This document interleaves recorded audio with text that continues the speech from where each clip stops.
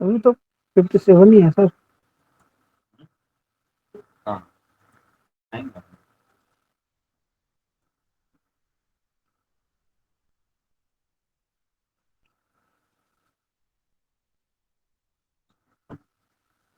आपने फोल्डर बनाया? कौन सा सर? नहीं नहीं, ये फोल्डर। हाँ फोल्डर की तरह एग्जाम का और अकाउंट का। हाँ एग्जाम का अकाउंट। ते बॅकअप कुठे आहे रे अकाउंटचा? I am audible? आर्टिक्सवर आहे. PC Yes, मध्ये. sir. मग हा PC मध्ये तो शेअर कर ना त्या सर्व्हरवर. वेट फॉर 2 minutes, PC में share just waiting to join someone more.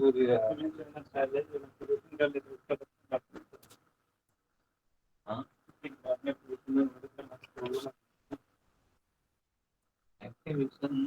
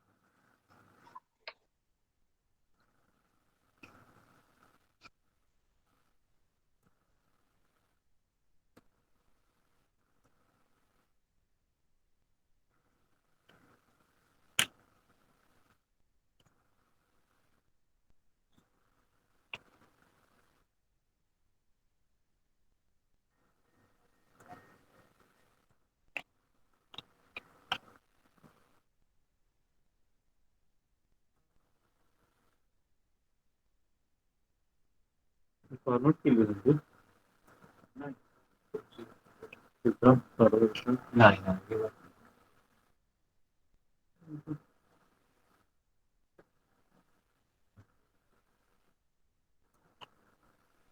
काही नाही.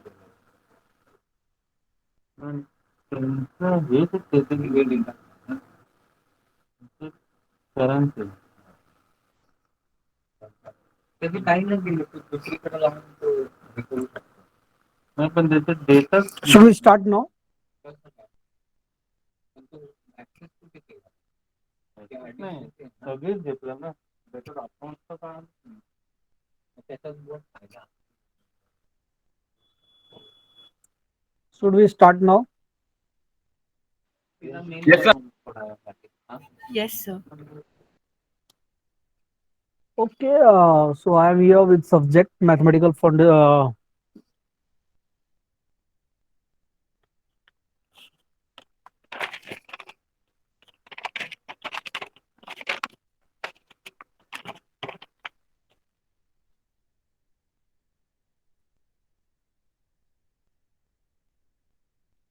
वेट 2 minutes, कुछ और बच्चे ज्वाइन हो रहे हैं, देख लेते हैं.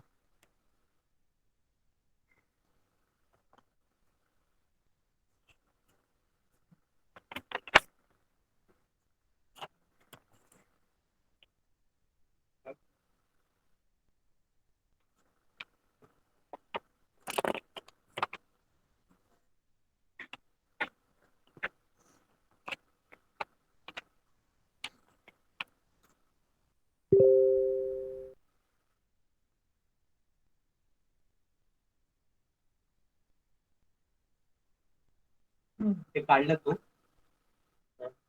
आर्टिक्स विचार आपल्या विचार केलं त्याच्यात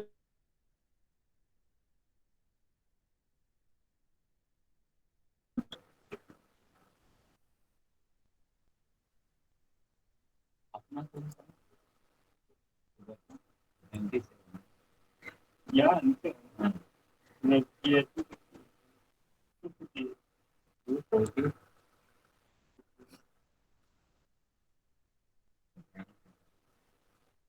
चालू आहे.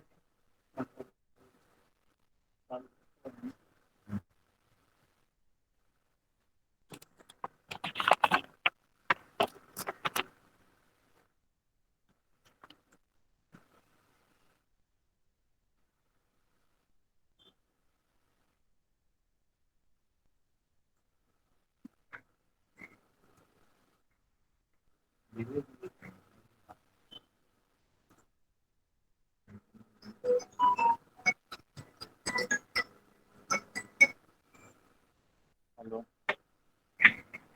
हाँ।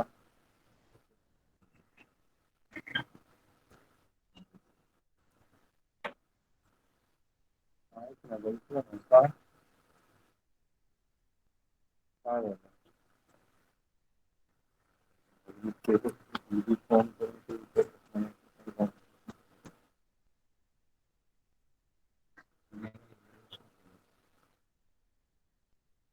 पैसे दिले ना ना।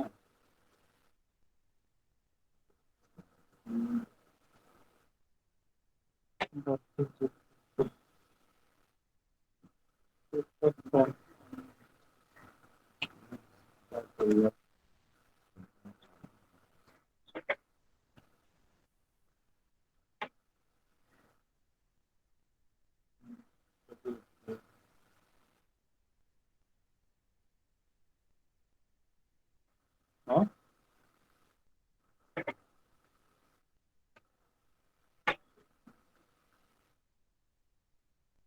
नहीं नहीं नहीं।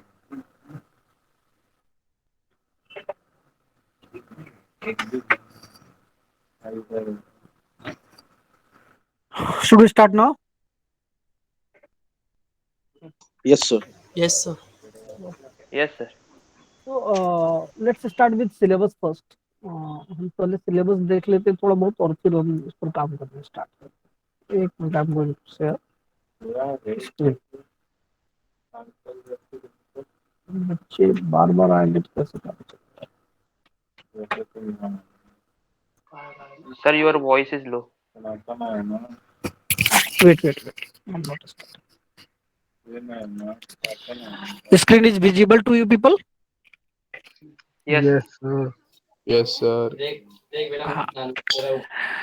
देखिए तो जो सब्जेक्ट हम लोग साथ में मिलकर के करने वाले name of that subject is mathematical foundation for computer science 1. Actually there are two mathematics, one MFCS 1 and second MFCS 2.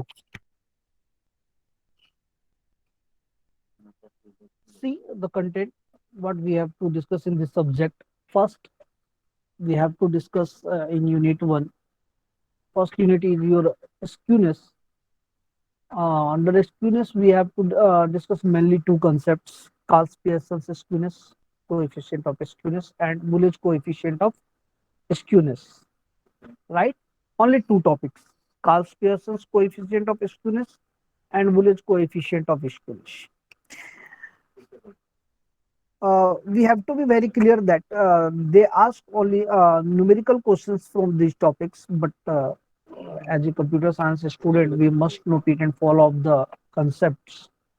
We must go with the basics concepts, and then we will come to the numerical parts that is useful for your examinations. First, try to understand what is skewness, and before that, I want some views from your sides also. See, you are computer science student, then why the people introduce mathematics in your syllabus? What you think? Anyone? Sir, logic. Yes, Suresh, बोलिए. Sir, What your voice is not clear. Logic building. Okay, one of the reason is logic building also. But for logic building, I think aptitude one is basic 10th standard math is more than sufficient.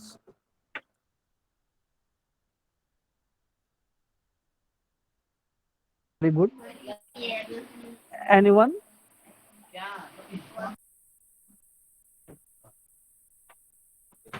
I want answers from all students. See, there is no discrimination on the basis of gender.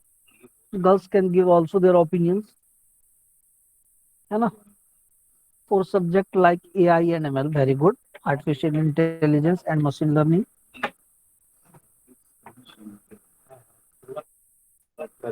So there are lots of computational field in your computer science where you need to make decisions. And see what you have to do. Actually, nowadays data is everything. You know that you have to play with data only. You must know interest of peoples. You must know market strategy. You must know economical behavior of the country as well as world. You must know how global moves today. And for all that, you have lots of data actually. Actually आज के date में data की कमी तो है नहीं. इतने सारे सोशल मीडियाज वगैरह है जहाँ से जो है आपको जो है बहुत सारे डेटा मिल जाते हैं. लेकिन सारे डेटा आपके जो है क्या कहते हैं काम का नहीं होता है. All data are not over the. बताए तो मतलब सबके सब काम का नहीं होता है. You have to find out that, है ना. जहाँ पे millions billions of data availables है, अगर आप देखें क्वांटिटीज वाइज, उसमें से आपके जो है पास जो काम का डेटा होगा वो बहुत थोड़े से होंगे और वो आपको जो है क्या करना पड़ेगा, फाइंड आउट करना पड़ेगा. For that you need to summarize. You need to make proper calculation. You need to go through the statistical contributions. तो ऐसे जगह पे जहाँ पे आपको प्रेडिक्शन करना रहता है, आपको रिलीवेंट डेटा फाइंड आउट करना रहता है, उन जगहों पे आपको जो है क्या करना पड़ता है, मैथमेटिक्स का हेल्प लेना पड़ता है. What ever. आप लोग एक काम कीजिए, आप लोग अपने साइड से म्यूट कर दीजिए. आपके साइड से मतलब बहुत आवाज आ रहा है. आप मेरा सुनिए प्लीज. आप म्यूट कीजिए, आप मेरा सुनिए, है ना. तो अगर हम बात करें कि मैथमेटिक्स क्यों और कहाँ पे काम आएगा, तो कुछ स्टैंडर्ड पैटर्न की अगर बात करें हम लोग जो है कंप्यूटर साइंस इंफॉर्मेशन टेक्नोलॉजी में कि कहाँ पे और किस तरह से जो ये काम आता है, तो देखिए पहला थिंग है कि जो स्टैटिकल इंटरफेरेंस है, प्रेडिक्शन है, क्वांटिफिकेशंस है, अनसर्टेनिटीज है, एक्सपेरिमेंट रिलेटेड फैक्ट्स है, ऐसे जगहों पे आप without statics you can move ahead. You must know the behaviour of the mathematics. जहाँ पे आपको दो वेरिएबल्स को रिलेट करना है. यहाँ देखिए ये जो कोएफिशिएंट ऑफ स्क्यूनेस है या ये बतलाता है कि कितना ज्यादा जो है क्या कहते हैं मतलब फ्लक्चुएट होता है आपका डेटा, है ना. ऑसिमेट्री को बतलाता है. आगे चल करके हम लोग देखेंगे जब नॉर्मल डिस्ट्रीब्यूशंस की बात करेंगे तो हम बतलाते हैं कि जो मीन होता है हमारा एवरेज होता है, वहां से लेफ्ट और राइट जो है क्या कहते हैं मतलब इक्वली जो है वो फ्लक्चुएट होता है. लेकिन हमें पता है कि इन रियल लाइफ ऐसा बिहेवियर होता नहीं है. अगर हम अलग अलग अभी हम देखेंगे, अलग अलग एग्जांपल्स देखेंगे या किसी ऑर्गेनाइजेशंस को पकड़ लीजिए. अगर हम सैलरी की ही बात करते हैं तो आप देखोगे क्या कहते हैं कि किसी किसी ऑर्गेनाइजेशंस में जो है एक्सट्रीम सैलरी जो होता है ज्यादा लोगों का होता है और लो सैलरी वाले लोग बहुत कम होते हैं. ये तो ऑर्गेनाइजेशन के बिहेवियर पे डिपेंड करता है. और कहीं कहीं देखोगे लो सैलरी वाले लोग जो है ज्यादा काम करते हैं. मतलब अब जो जो सपोज करो कि जो बिजनेस आप ऑपरेट कर रहे हो, if that business are labour oriented, more labour oriented, जहाँ ज्यादा से ज्यादा लेबर की जरूरत है, तो आप नॉर्मली सैलरीज कम रखते हो. लेकिन अभी आप लोग जहाँ जाओगे जहाँ पे आईटी एक्सपर्ट की जरूरत होगा, प्रोग्रामर की जरूरत होगा, एनालाइजर की जरूरत होगा, डिजाइनर की जरूरत होगा, दे हैव टू पे मोर, है ना. दे हैव टू पे हाई. तो हाई सैलरी लोग ज्यादा रहता है तो राइट स्कूड ज्यादा होता है, वो एवरेज से सैलरी आगे राइट साइड में ज्यादा भागता है. तो ये काफी कुछ है जहाँ पे हमको जो है क्या कहते हैं डिसीजन हेल्प करता है. अगर हम फील्ड की बात करें तो कंप्यूटर साइंस, स्टैटिकल कंप्यूटिंग या कंप्यूटेशनल स्टैटिस्टिक्स में एक चीज कॉमन होता है और वो होता है स्टैटिस्टिक्स, है ना. And probability know that. जहां भी जो है आप क्या कहते हैं मतलब जब भी आप कुछ इन्वेस्ट करोगे तो you must know what is the probability to gain profits, है ना. अगर आप फील्ड की बात करते हो कि किस फील्ड में जो है क्या कहते हैं हमें स्टैटिस्टिक्स या प्रोबेबिलिटी हमें हेल्प करेगा, तो डेटा माइनिंग.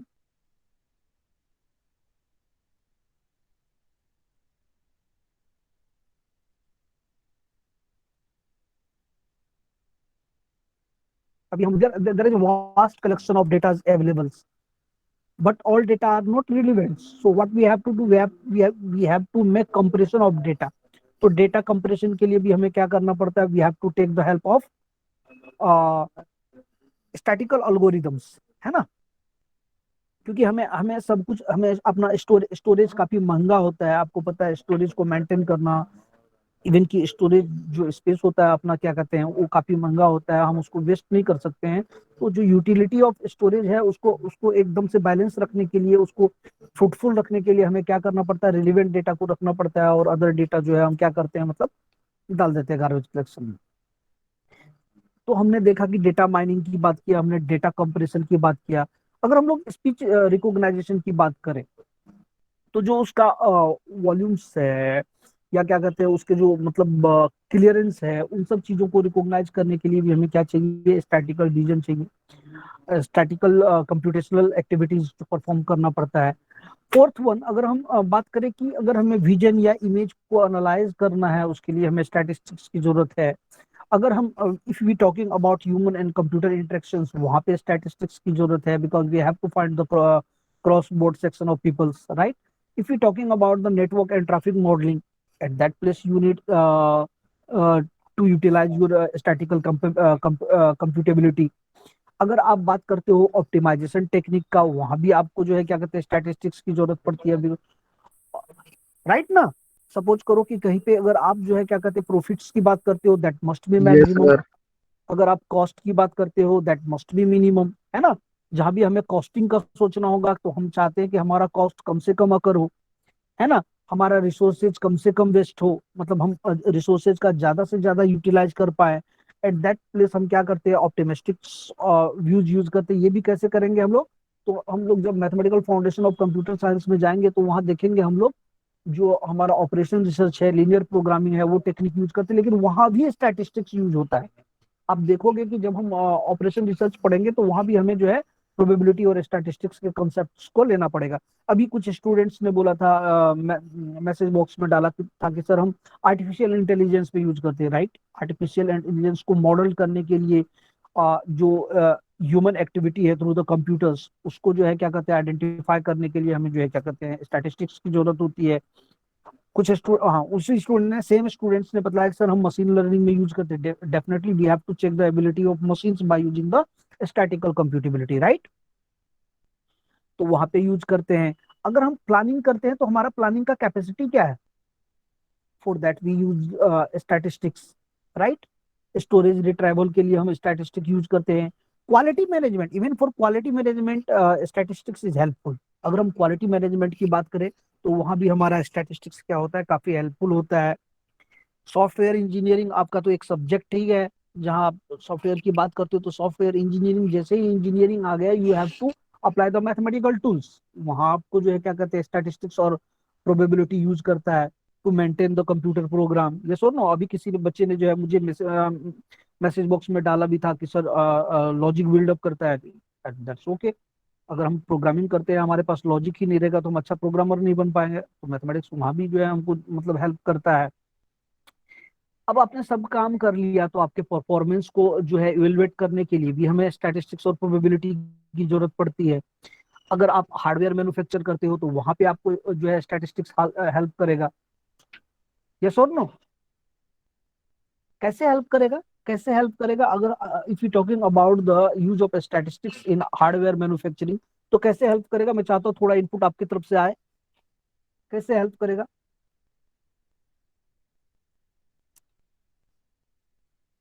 देखो, इतने सारे यूज बतलाया मैंने, data mining, data compression, speech recognition, vision and image analysis, human computer interaction, network traffic modelling, optimisation technique, algorithm, artificial intelligence, machine learning, capacity planning, storage and retrieval, quality management, software engineering, performance evolution, hardware manufacturing. इसमें से मैंने एक पूछा आपसे, अब मुझे आपकी तरफ से इनपुट चाहिए कि how statistics help in hardware manufacturing, right?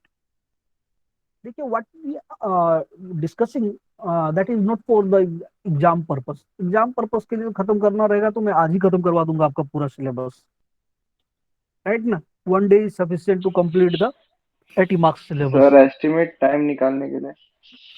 हाँ, राइट। और ओपिनियन है, तो इसीलिए हम एक्चुअली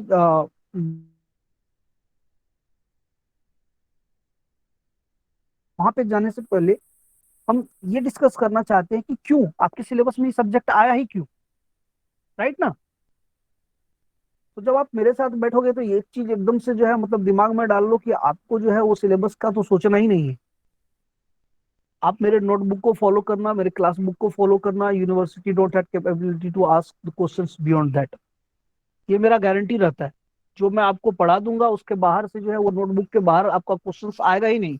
कोई पेपर सेट करे, मुझे कोई लेना देना नहीं है।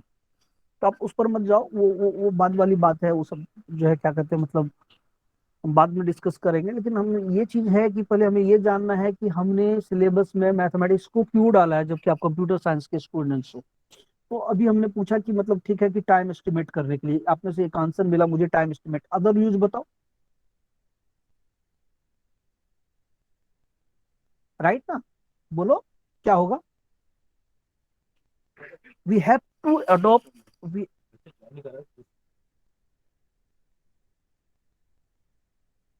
Wait for a second, wait for a second.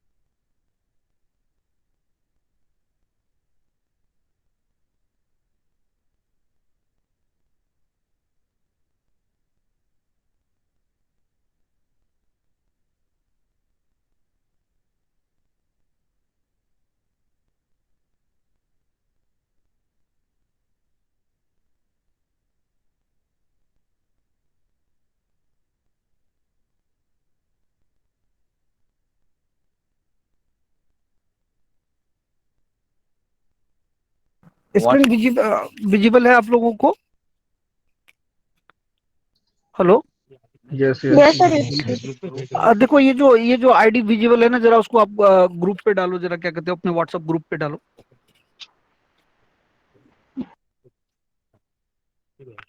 कुछ बच्चे ज्वाइन नहीं कर पा रहे हैं।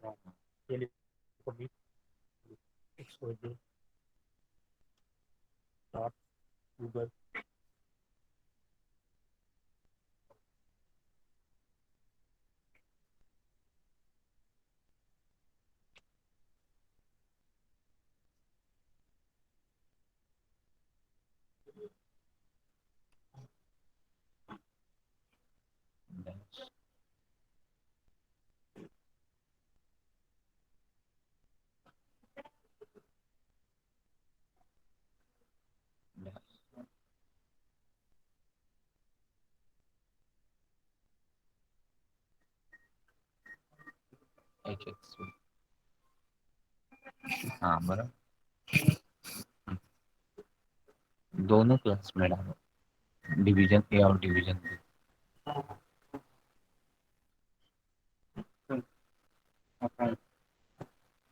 अल्लाह हाँ हाँ, वो अकाउंट कॉपी अकाउंट सबमिट आणि ते तू स्वॅप केलं अकाउंट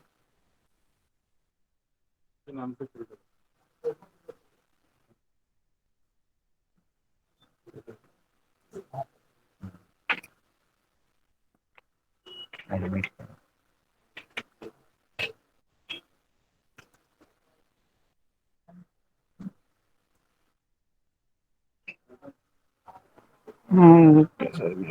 जरा स्टार्ट करता हूँ। Should we continue? Yes, sir. Yes, sir. और जिन्होंने न्यू ज्वाइन किया उनको आवाज आ रहा है? I am audible? हाँ सर. ओके चलो, मिनट पर सा- ये आपका परिणाम। हाँ ये परिणाम, इसमें जो भी करोगे ना उधर लिख सकते हो। अच्छा दोनों में आ जाएगा, है ना? ठीक।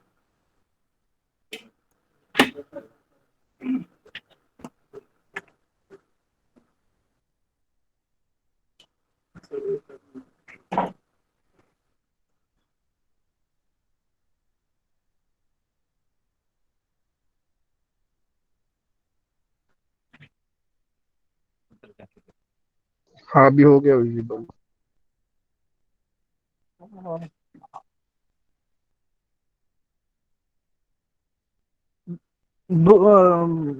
आप लोगों को विजिबल है? लास्ट बाद में जिन्होंने जो ज्वाइन किया उनको भी विजिबल है?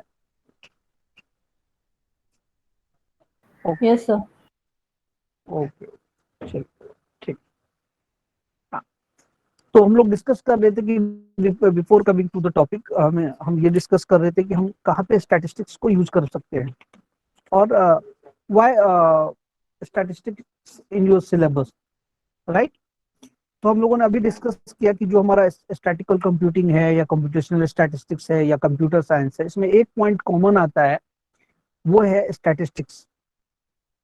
यूज क्यों होता है? तो डिसीजन मेकिंग के लिए होता है, अपना लॉजिक बिल्ड करने के लिए होता है। किस किस फील्ड में होता है? तो हम लोगों ने डिस्कस किया है, डेटा माइनिंग में होता है, डेटा कंप्रेशन में होता है, स्पीच रिकॉग्नाइजेशन में होता है, विजन एंड इमेज एनालिसिस में होता है, ह्यूमन कंप्यूटर इंटरेक्शन में होता है, नेटवर्क मॉडलिंग में होता है, ऑप्टिमाइजेशन में होता है, एल्गोरिदम्स बिल्ड करने में होता है, आर्टिफिशियल इंटेलिजेंस में होता है, मशीन लर्निंग में होता है, प्लानिंग कैपेसिटी में होता है, स्टोरेज रिट्रीवल में होता है, क्वालिटी मैनेजमेंट में होता है, software engineering, performance evolution, hardware manufacturing. अब हमने जो डिस्कस करना चाहा था वो ये कि हम कैसे मतलब जो है ये बात बता सकते हैं कि हार्डवेयर मैन्युफैक्चरिंग में हमारा स्टैटिस्टिक्स जो है वो हेल्पफुल है। That is helpful in the way you can say that we have to adopt a statistical approach for hardware manufacturing with following points. पहला देखो, if we have to forecast production, then we can use the uh, statistics for the demand and uncertain demands, right? अच्छा, if you have to calculate summary, for that you can use statistics. If you have to do market analysis and process optimization, then you use statistics with statistical tracking and prediction for quality improvement, right? So there are lots of points you can use for the different purpose. इसी तरह से database में भी आप use कर सकते हो। अगर टेबल स्टैटिस्टिक्स देखना है तो आप स्टैटिस्टिक्स के हेल्प से number of rows, number of blocks, average row length, column statistics, इन सब चीजों को फाइंड आउट कर सकते हो। इंडेक्स स्टैटिस्टिक्स यूज कर सकते हो, सिस्टम स्टैटिस्टिक्स यूज कर सकते हो। Yes, algorithm is also right. अच्छा, if you talking about the artificial intelligence की बात करते हैं अगर हम,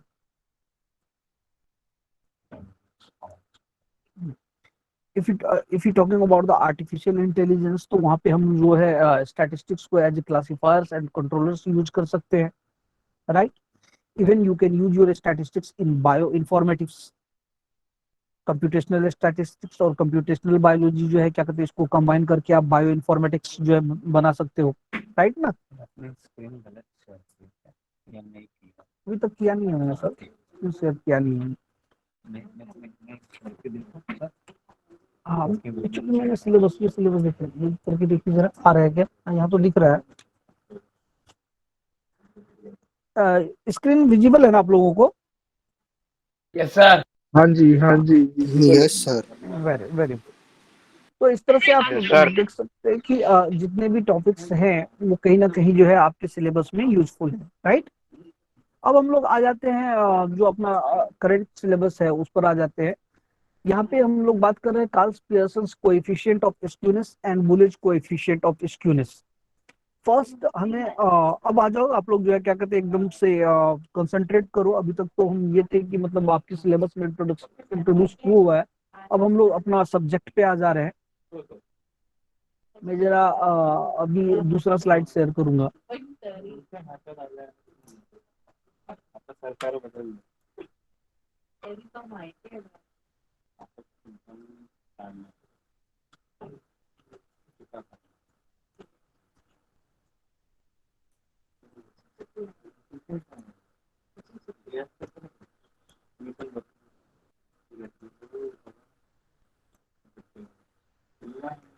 देखिए, विजिबल है ये स्क्रीन, विजिबल है? Yes, sir. हाँ, Yes, yes. यस यस, चलिए। तो विजिबल। अब आप लोग अपना नोटबुक निकालिए। अब हम लोग अपने सब्जेक्ट पे आ गए हैं। यहाँ से हम लोग जो है क्या करते हैं, काम करना स्टार्ट कर सकते हैं। हमने देख लिया है कि क्यों सब्जेक्ट इंट्रोड्यूस किया गया है, और मैं एक्चुअली टॉपिक वाइज बताते रहूंगा आपको वेयर यू कैन यूज बता दो।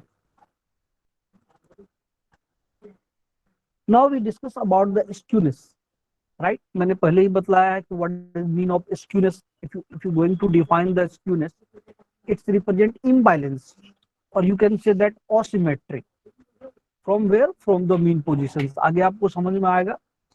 अब जब हम ये फॉर्मुलेट करेंगे तो आप देखोगे यहाँ पे हम डिस्कस करने वाले हैं जो हमारा सेंट्रल टेंडेंसी है। नॉर्मली हम लोग बेसिक लेवल पर जो सेंट्रल टेंडेंसी यूज करते हैं, that is we talking about the mean, median and mode. All focus on the central point, but there is a difference in the concept. You know that your mean is average of the numbers, right, in data distributions. Simply you can find it by summarizing all the numbers, dividing by the number of elements. When you're talking about the medians, it falls directly in the middle of the data distributions. आप क्या करते हो, either increasing और decreasing order में जो है उसको arrange करते हो, और सपोज करो अगर ऑड नंबर ऑफ डेटा रहा तो जो मिडिल का डेटा रहता है वो आपका क्या बन जाता है, after after arranging the data वो आपका मीडियन हो जाता है। और अगर सपोज करो कि नंबर ऑफ एलिमेंट्स जो है वो इवन है, तो हम क्या करते हैं, मिडल के जो दो नंबर रहता है उसका एवरेज ले लेते हैं, दैट इज योर मीडियन। ये नॉर्मल कंसेप्ट है, इस पर मैंने अभी ज्यादा फोकस नहीं किया है। आप लोगों का जो है आंसर्स देखने के बाद, धीरे धीरे आप लोगों का कैपेसिटी देखने के बाद मैं उस पर आऊंगा। और मोड क्या होता है, सिंपल सी बात है, जो मोस्ट फ्रीक्वेंट डेटा होता है वो आपका मोड डेटा कहलाता है, राइट। तो मेन जो फोकस थिंग है वो है कि स्क्यूनेस होता क्या है। स्क्यूनेस क्या होता है, ये इम्बैलेंस होता है, राइट। इम्बैलेंस ये कि अगर हम मीन पोजीशन की बात करते हैं तो हम नॉर्मली नॉर्मल डिस्ट्रीब्यूशन में मीन पोजीशन से लेफ्ट और राइट बराबर स्क्यूड लेते हैं, है ना, बराबर फ्लक्चुएशन लेते हैं। लेकिन अगर एक साइड ज्यादा और एक साइड कम फ्लक्चुएट हुआ तो हम बोलते हैं कि हमारा जो डेटा है वो इम्बैलेंस है। सपोज करो किसी ऑर्गेनाइजेशन के लिए हम काम कर रहे हैं और जो मीन सैलरी आता है वो आता है 50,000, तो जो बैलेंस्ड होता है तो उसमें ये होगा कि मीन सैलरी से जो अबव जाएगा वो जाएगा अगर 70,000 तक, तो नीचे कहां तक आएगा, वो 30,000 तक आएगा। सबसे कम सैलरी पर्सन 30,000 होगा, सबसे ज्यादा सैलरी पर्सन कितना होगा, 70 होगा, तो उसका मीन हम लोग 50,000 पे आ जाते हैं। Got it. Now we talking about the skewed thing. जब ये स्क्यूड होता है तो वो इम्बैलेंस हो जाता है, लेफ्ट और राइट साइड जो है वो फ्लक्चुएशन बराबर नहीं रहता है। मैं कुछ डायग्राम भी दिखाना चाहूंगा। देखिए क्या कहता है, इन ए सिमेट्रिक बेल कर्व, जो आगे मैं दिखाने वाला हूं आपको, मीन, मीडियन और मोड जो रहता है वो सब सेम वैल्यूड रहता है। सबके सब क्या रहता है, वो सेम वैल्यूड रहता है। मीन, मोड और मीडियन जो है तीनों के तीनों सेम रहेंगे, तभी हम लोग बोल सकते हैं क्या, वो बैलेंस्ड है, राइट। जो आपका डेटा डिस्ट्रीब्यूशन है वो बैलेंस्ड है when you can say that when mean equal to median equal to mode. Got my point, clear है ये। when you Yes, can sir. say that data distributions is balanced, at that point you get mean, median and mode, all three same value, okay. But when we talking about the skewed distributions of data, then your mean, median and mode, all three will be different values, all three will keep the different values. अभी अगर हम skewed की बात करते हैं तो there are two type of skewed, that is positives और negatives। जो skewed होता है वो लेफ्ट skewed होता है और राइट skewed हो सकता है कि मीन सैलरी से अगर 20 लोग आगे है, राइट साइड में है, ज्यादा सैलरी वाले लोग हैं, तो 30 लोग ऐसे हैं जो कम सैलरी वाले हैं। तो जब ऐसा होगा कि मीन सैलरी से 30 पीपल कम सैलरी वाले होंगे और 20 पीपल जो है ज्यादा वाले होंगे, तो हम लोग बोलेंगे कि वो लेफ्ट स्क्यूड है। मतलब कम सैलरी वाले आपके, मीन से कम सैलरी वाले आपके ऑर्गेनाइजेशन में ज्यादा लोग हैं, तो उसको हम लोग जो है नेगेटिव स्क्यूड बोलते हैं या लेफ्ट स्क्यूड बोलते हैं। I can't able to join class. Wait for it.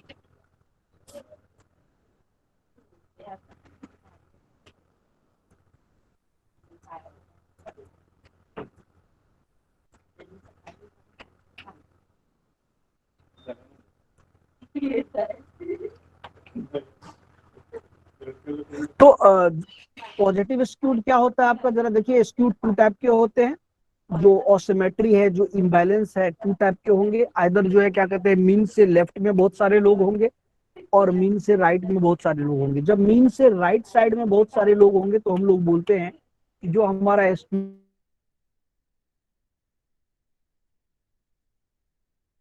Larger. अगर सैलरी की बात करेंगे तो पर्टिकुलर ऑर्गेनाइजेशन में number of people having large salary, having high salary, वो ज्यादा होगा। लेकिन जब हम नेगेटिव स्क्यूड की बात करेंगे तो number of peoples having less salary than mean salary, वो ज्यादा होगा निगेटिव में। उसको हम लोग लेफ्ट स्क्यूड भी बोल सकते हैं, है ना। देखिए ये क्या कहता है, this exclude the data is that is bring the mean. अब यहाँ पे मीन ज्यादा हो जाता है। अगर हम पॉजिटिव एक्सक्लूड की बात करें तो मीन वैल्यू जो है वो हाइयर होता है, मीडियन बीच में आता है और मोड सबसे कम रहता है। मोड वैल्यू सबसे कम होता है किसमें, when we talking about the positive exclude. लेकिन जैसे ही हम नेगेटिव एक्सक्लूड की बात करेंगे इसमें मीन जो है वो लोअर हो जाएंगे, मीडियन जो है वो ज्यादा हो जाएगा। Right, got my point? समझ में आ रहा है आप लोगों को मैं क्या बोल रहा हूँ? Yes sir. यस। हाँ हाँ हाँ सर बिल्कुल।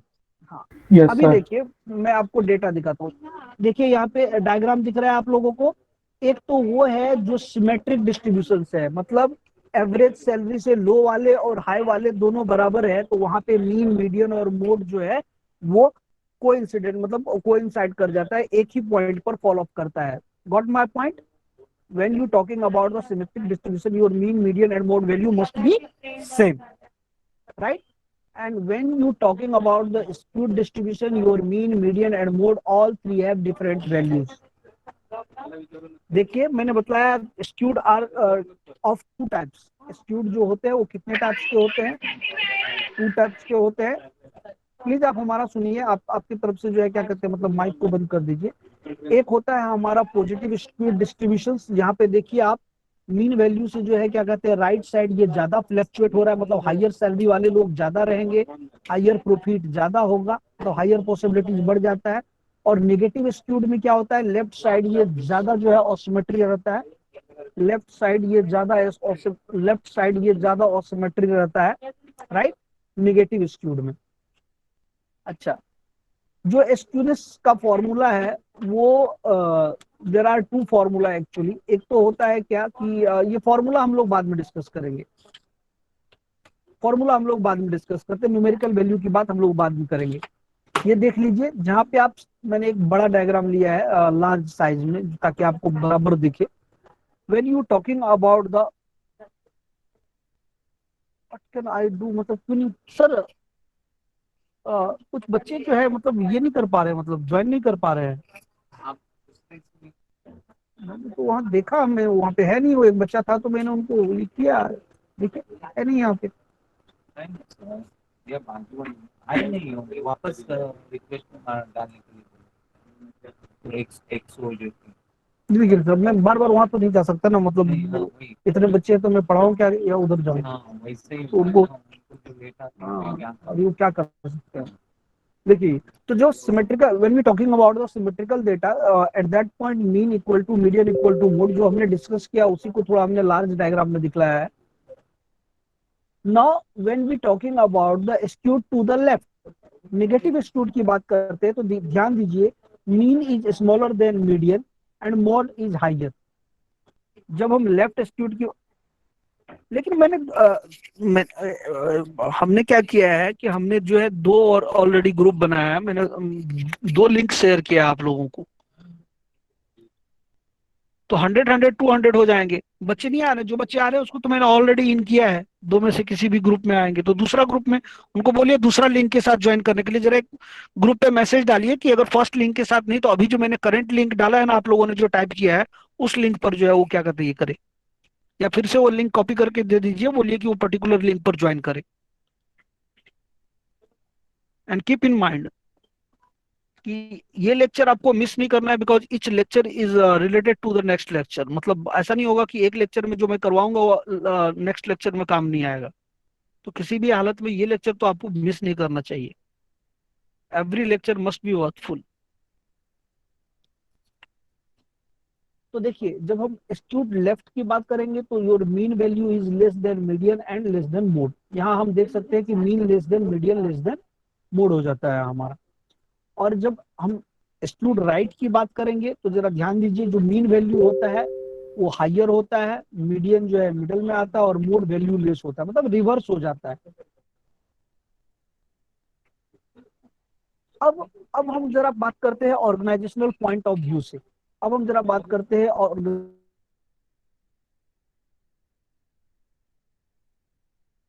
हम क्या सोच सकते हैं, हम क्या सीखते हैं। तो क्या कहता है, the negative experience of the distribution indicate that an investor may expect frequently a small gain and a few large losses. See, please focus on it. Negative experience क्या बतलाता है कि आप जो है, आपके पास क्या होगा कि जो गेन होगा वो छोटा छोटा बहुत सारा होगा, और कुछ कुछ जो है लार्ज लॉसेज होंगे। और नॉर्मली क्या होता है कि बहुत सारे ऐसा ट्रेडिंग स्ट्रेटेजी है जो निगेटिव स्क्यूड को फॉलो करते हैं, है ना। उनको बहुत सारे छोटे छोटे प्रॉफिट आते हैं। सपोज करो कि अगर आपको जो है 100 रुपया का जो है क्या कहते हैं 1000 टाइम्स आपको प्रॉफिट आया, और एक बार आपको 500 रुपया का नुकसान हो गया, तो वो खास फर्क नहीं पड़ता है। And what about the positive skewed? तो पॉजिटिव स्क्यूड का मतलब क्या होता है, अगर हम इन्वेस्टर पॉइंट ऑफ व्यू से सोचे तो इसका मतलब होता है कि जो इन्वेस्टर है वो छोटा छोटा लॉसेज को बर्दाश्त करने की कैपेसिटी रखता है। They have capacity to manage small losses, but they must expect have expectation for the large gain, है ना। वो जो इन्वेस्ट कर रहा है उससे एक बड़ा इन्वेस्टमेंट, उससे एक बड़ा गेन की उसको उम्मीद होती है, एक्सपेक्टेशन होती है, जबकि छोटे छोटे लॉस उनको आने वाले रहते हैं। नेगेटिव स्टूड में क्या होते हैं, छोटे छोटे बहुत सारे गेन आते हैं, लेकिन कभी कभी क्या होता है एक बड़ा लॉसेज को जो है उसको सफर करना पड़ता है। Got got it? ये क्लियर है, ये दोनों चीज क्लियर है ये? Yes, sir. देखो, नेगेटिव एक्सपीरियंस में क्या होता है कि जो इन्वेस्टर है, जब आप बिजनेस करोगे तो आपको छोटे छोटे गेन्स बहुत ज्यादा मिलेंगे, और कभी कभी एक बड़ा लॉस का सामना करना पड़ेगा आपको। तो आपका बिजनेस ऐसा होना चाहिए कि जहां आपको लाखों में छोटे छोटे स्मॉल स्मॉल प्रॉफिट हो, और एक कभी अगर एक दो बड़ा सा लॉस हो भी गया तो यू कैन मैनेज, मतलब ऐसा होना चाहिए आपको। वो तो आपका जो है न्यूमेरिकल कैलकुलेशंस के बाद ही समझ में आएगा। और पॉजिटिव स्क्यूनेस में क्या होता है, छोटे छोटे लॉस होते रहेंगे, लेकिन जब गेन होगा तो एक बहुत बड़ा गेन होगा आपको। Got it? तो ये आपका हो गया पॉजिटिव स्क्यूनेस। अब देखिए, मैंने कुछ और डेटा लिए हैं कि अगर हम बात करें तो आपको पता है, अगर आपका सपोज कीजिए हम यहाँ पे ये देखिए, इसको आप क्या बोलिएगा, इसको बोलिएगा आप पॉजिटिव स्क्यूड। यस और नो? तो मैंने बतलाया था कि पॉजिटिव स्क्यूड में मीन जो होता है वो हायर होता है, देखिए राइट साइड में होता है, मीडियन बीच में होगा, और जो मोड होगा आपका वो लेफ्ट साइड में होगा। मतलब मोड वैल्यू सबसे स्मॉल होगा, मीडियन मिडल में आएगा, बट ऑब्वियस है, और जो मीन है वो हायर होगा। किसमें? पॉजिटिव स्क्यूड में या राइट स्क्यूनेस में, ध्यान दीजिए। फिर मैं कुछ और दिखाता हूं। अगर हम मोड वैल्यू फाइंड आउट करने जाए तो मोड वैल्यू फाइंड आउट करना बहुत आसान है। जो सबसे हायर, जो सबसे ज्यादा टाइम फ्रीक्वेंटली अकर होंगे वो आपका मोड वैल्यू हो जाएगा। मोड वैल्यू ये बताता है, मोड वैल्यू कहाँ काम आता है, जब हम देखते हैं कि इंश्योरेंस वगैरह में जाते हैं और देखते हैं कि सबसे ज्यादा किस एज के लोग जो है क्या कहते हैं, मतलब डेथ कर जाता है, या इंश्योरेंस जिसको हमको इंश्योरेंस बेनिफिट देना पड़ता है, ऐसी जगह हम लोग मोड वैल्यू ढूंढते हैं, है ना। तो ये जो सबसे ज्यादा फ्रीक्वेंट यूज होता है उसको हम लोग बोलते हैं मोड वैल्यू। मोड वैल्यू जो है टू टाइम्स जो है, दो अलग अलग जो है, देखिए मोड वैल्यू जो है अलग अलग भी हो सकता है, कोई दिक्कत नहीं, टू मोड्स के साथ भी आ सकता है। अब हमने कुछ एग्जाम्पल्स भी आपके लिए ले रखा है, अगर आप ध्यान दीजिएगा तो हमने कुछ एग्जाम्पल्स ले रखा है, और ये मैंने आप लोगों के लिए लिया है कि हम अब अब हम सब पार्ट्स को समझने की कोशिश कर रहे हैं। एक्सक्यूज तो आप समझ गए। अब जब हम स्पिनच का फॉर्मूला यूज करेंगे तो वहां पे हम मीन मोड और मीडियन को यूज करने वाले हैं। तो हम चाहते हैं कि पहले आप मीन मोड मीडियन को एक बार समझ जाइए। फाइंड आउट करने का तरीका तो आपको बराबर से आता ही है, अभी मैं लेकर के भी दिखाऊंगा भी कि हम कैसे जो है क्या कहते हैं mean mode median find out कर सकते हैं। या अगर आप चाहते हैं कि पहले मैं वही दिखा दूं तो वेट फॉर ए सेकेंड, जरा मैं मीन मोड मीडियन कैसे कैलकुलेट करते हैं नॉर्मली, हम उस पर भी बात कर लेते हैं, फिर हम आते हैं इस पर। ठीक है, मैं जरा स्टॉप करता हूँ इसको कुछ कैलकुलेशन पर्पज के लिए।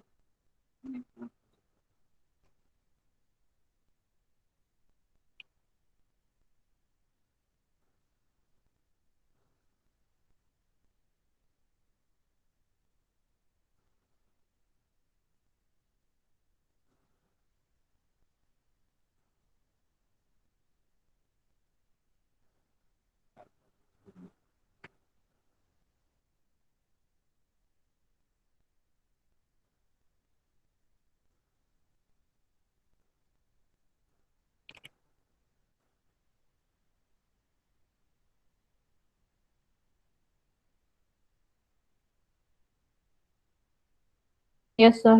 Yes. Yes, sir.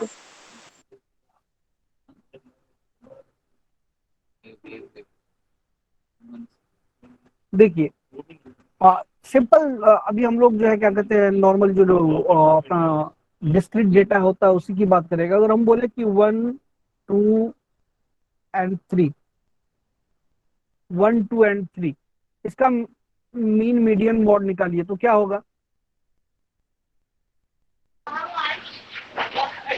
Mode is 3. No, no, no. No no no no, देखो इधर, Sorry. देखो चूंकि ये ऑलरेडी असेंडिंग डिसेंडिंग ऑर्डर में है तो हम तो बिना देखे ही बोल सकते हैं कि मतलब जो है जो हमारा मीडियन है वो कितना है, 2 है। यस और नो?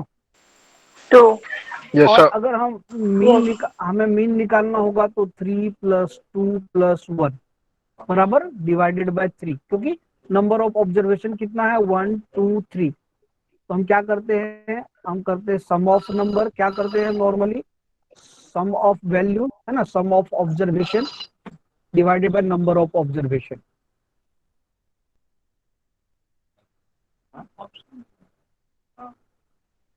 राइट। तो ये हो गया आपका 6/3, तो ये आ गया 2। लेकिन जब हम मॉड की बात करेंगे तो यहाँ पे एक्चुअली देखोगे तो मॉड वैल्यू एग्जिस्ट नहीं करता है। करता है क्या? नहीं करता है नहीं करता है। अगर यहीं पे हम एक और 2 ले लेते तो 2. तो मॉड क्या हो जाता है, 2। जो वैल्यू बार बार अकर करता है, मोस्ट फ्रीक्वेंट आता है, वो वैल्यू क्या हो जाता है, आपका मोड वैल्यू हो जाता है, राइट। अब Yes, एक और sir. एग्जाम्पल लेते हैं और आप लोग आंसर बताओगे। आप लोग क्या बताओगे? मीन मोड मीडियन बताओगे। 5 3 2 7 10 50। मुझे मीन और मीडियन और मॉड बताइए। और फिर हम बता रहे हैं यहाँ पे 10। ये डेटा है आपका, आपको इसका मीन मोड मीडियन बताना है। इस वैल्यू का आपको मीन मोड मीडियन बताना है।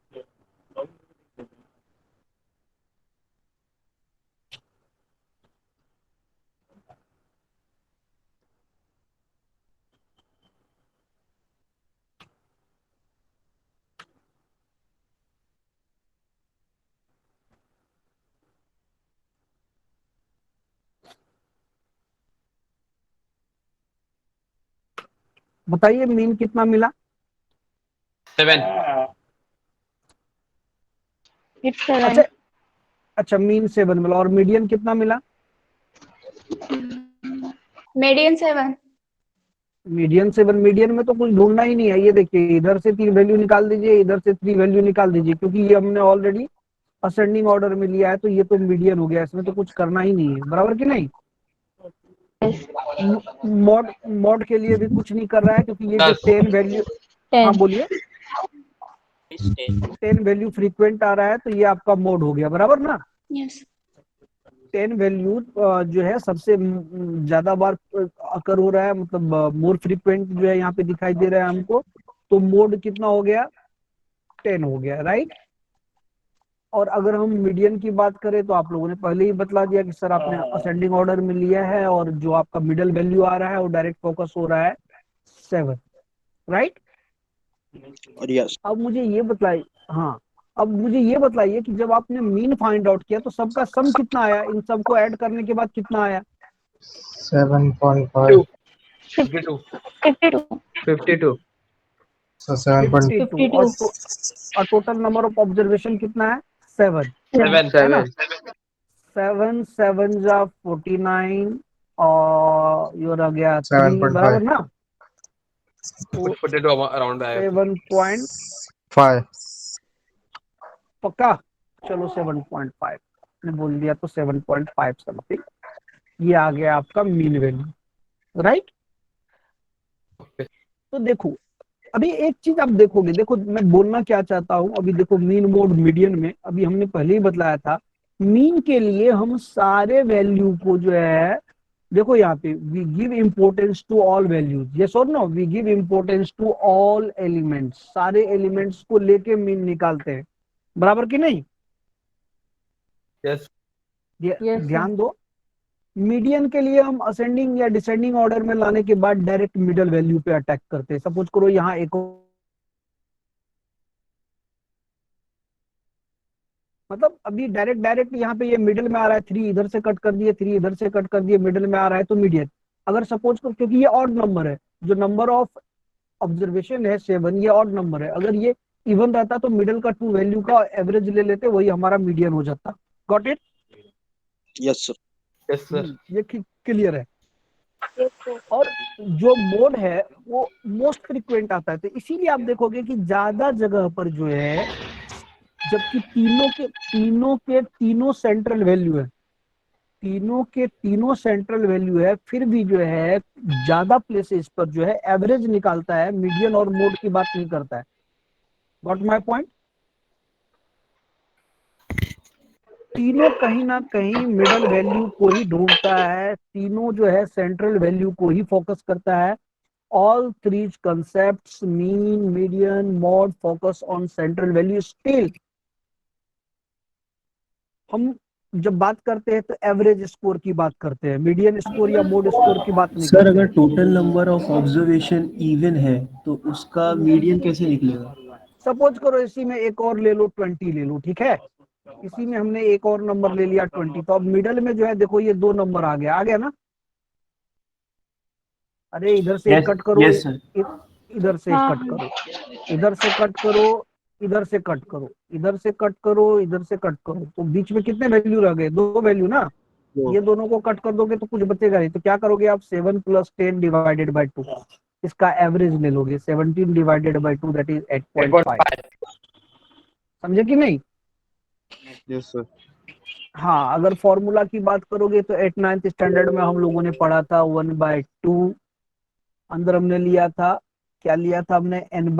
n/2h plus n/2 plus 1h observation. समझा कि नहीं? देखो कैसे, अगर हम बात करेंगे यहाँ पे तो ये टोटल 1 2 3 4 5 6, 1 2 3 4 5 6 7 8 ऑब्जर्वेशन है ना।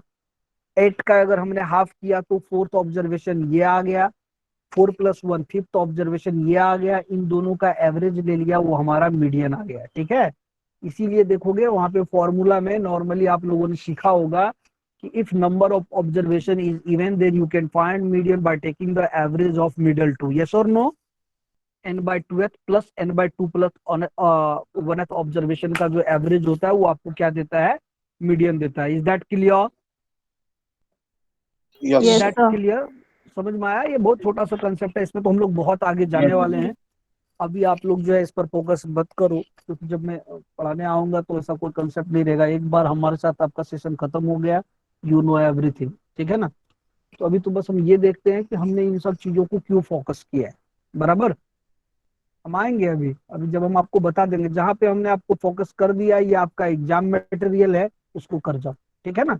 अभी मैंने ऐसा कुछ भी नहीं बोला, अभी हम लोग बस क्या है कि अगर हमने स्टूडेंट्स कर लिया और हमसे कोई पूछ दिया भैया मीन मोड मीडियन क्या होता है and we are not answerable, तो बड़ा सेम्पल एक्टिविटी हो जाता है। क्योंकि हम अगर एक हायर स्टैंडर्ड थिंग को स्टडी कर रहे हैं तो उसके बेसिक्स हमें आने चाहिए। ठीक है, चलो अब मैं यहाँ पे इसको स्टॉप करता हूँ, फिर से वहीं पे आता हूँ। स्क्रीन शेयर करने वाले हम लोग।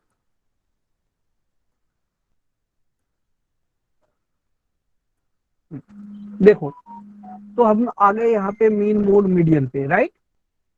फिर से वही आ रहे हैं हम लोग मीन मोड मीडियन पे। अब हम लोग बात करेंगे मीन मोड मीडियन का। स्क्यूनेस, मैं ये मान के चल रहा हूँ कि तुम स्क्यूनेस का मतलब समझ गए हो कि स्क्यूनेस का मतलब इम्बैलेंस होता है, ऑसिमेट्री होता है। स्क्यूनेस 2 टाइप का होता है, लेफ्ट स्क्यूनेस, राइट स्क्यूनेस, या उसी को दूसरा नाम हम लोग जो है क्या कहते हैं, नेगेटिव स्क्यूनेस और पॉजिटिव स्क्यूनेस बोल सकते हैं, है ना? पॉजिटिव स्क्यूनेस में मीन वैल्यू हायर होता है, मीडियन मिडल में ही रहेगा और मोड वैल्यू सबसे कम होगा। निगेटिव स्क्यूनेस में जो है क्या कहते हैं, मीन वैल्यू जो है सबसे कम होगा, मीडियन बीच में रहेगा और मोड वैल्यू हायर होगा। मैं ये अभी तक मान करके चल रहा हूँ। देखो क्या है कि once I complete the concept you must know everything, फिर वो चीज पर कहीं से डॉट नहीं होना चाहिए। कल को अगर आपको अगर कोई क्वेश्चंस भी कर देता है किसी इंटरव्यू में तो यू मस्ट बी आंसरेबल। ठीक है, अब देखो यहाँ पे ये 3 पॉइंट में जो डायरेक्टली बतला रहा हूँ आपको वो क्या है। जो मीन होता है वो एवरेज होता है सारे नंबर का, जो डेटा डिस्ट्रीब्यूशन है अपना। जो मीडियन होता है वो डायरेक्टली फॉल करता है मिडल वैल्यू पे, और मोड पे हमने बोला है कि जो बार बार दिखाई देगा वो आपका जो है क्या हो जाएगा, मोड वैल्यू हो जाएगा। Is that clear? Is that Yes, sir. Yes, clear? sir. हाँ।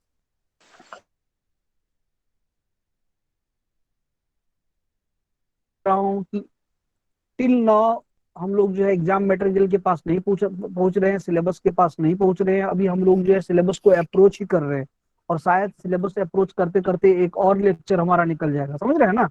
हम अप्रोच करने की कोशिश कर रहे हैं, हम आ रहे हैं वहां पे। हम आएंगे, जरूर आएंगे, लेकिन पहले हम लोग जो है क्या करते हैं, उसके पीछे का जो भी कंसेप्ट है जो आपने 11th 12th 9th 10th में पढ़ा होगा, या जो आपको चाहिए, हम उस पर डिस्कस करते हैं।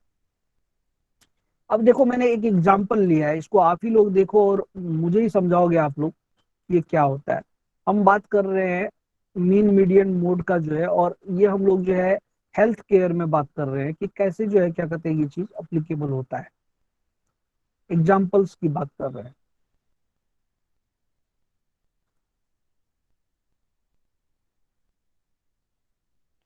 देखो, मीन अगर हम हेल्थ केयर की बात कर रहे हैं और कोई इंश्योरेंस वाले इंश्योरेंस दे रहा है, तो उससे पहले वो मीन इसलिए निकालता है कि उसको पता चले कि जो इंश्योरेंस करवाने वाले लोग हैं उनका एवरेज एज क्या है ना?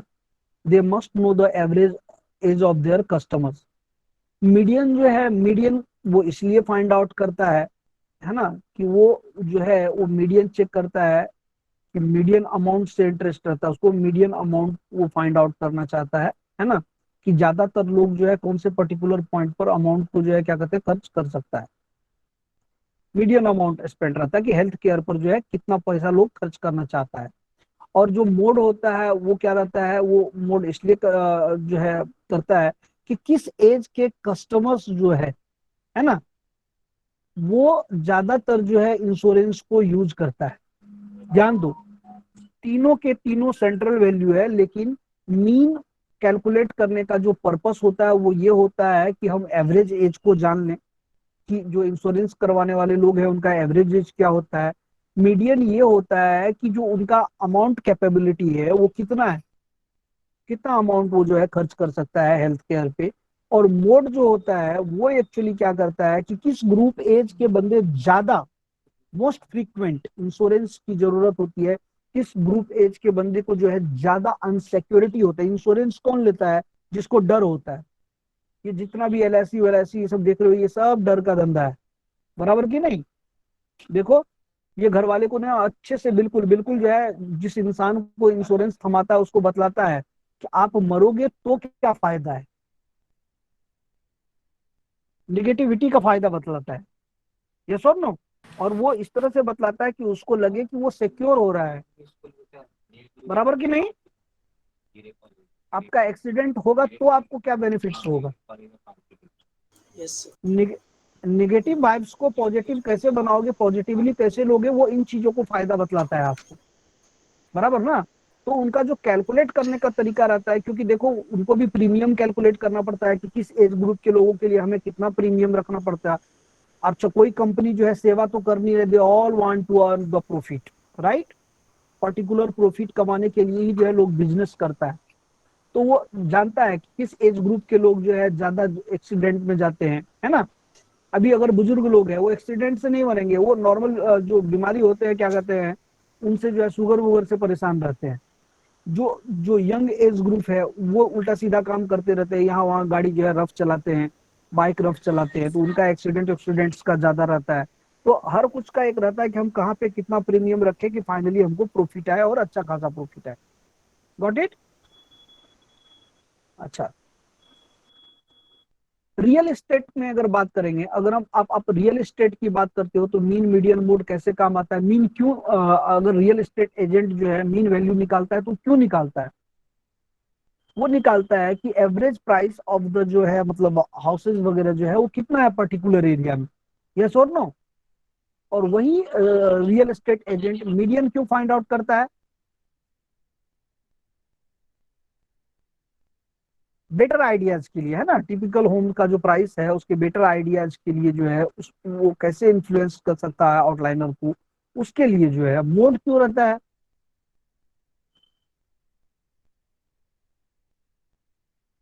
मोड कब करेगा? अब पर्टिकुलर साइज की जो क्या कहते हैं मतलब घर होते हैं एरिया उसमें, हाँ वो एरियाज वगैरह जो है, कितने बेडरूम्स वगैरह होते हैं, मतलब जो फैसिलिटीज रहता है उससे रिलेटेड बातों के लिए वो क्या यूज करेगा? मोड वैल्यू यूज करेगा। देखो तीनों सेंट्रल वैल्यू ही है, लेकिन वो अलग अलग जगह पर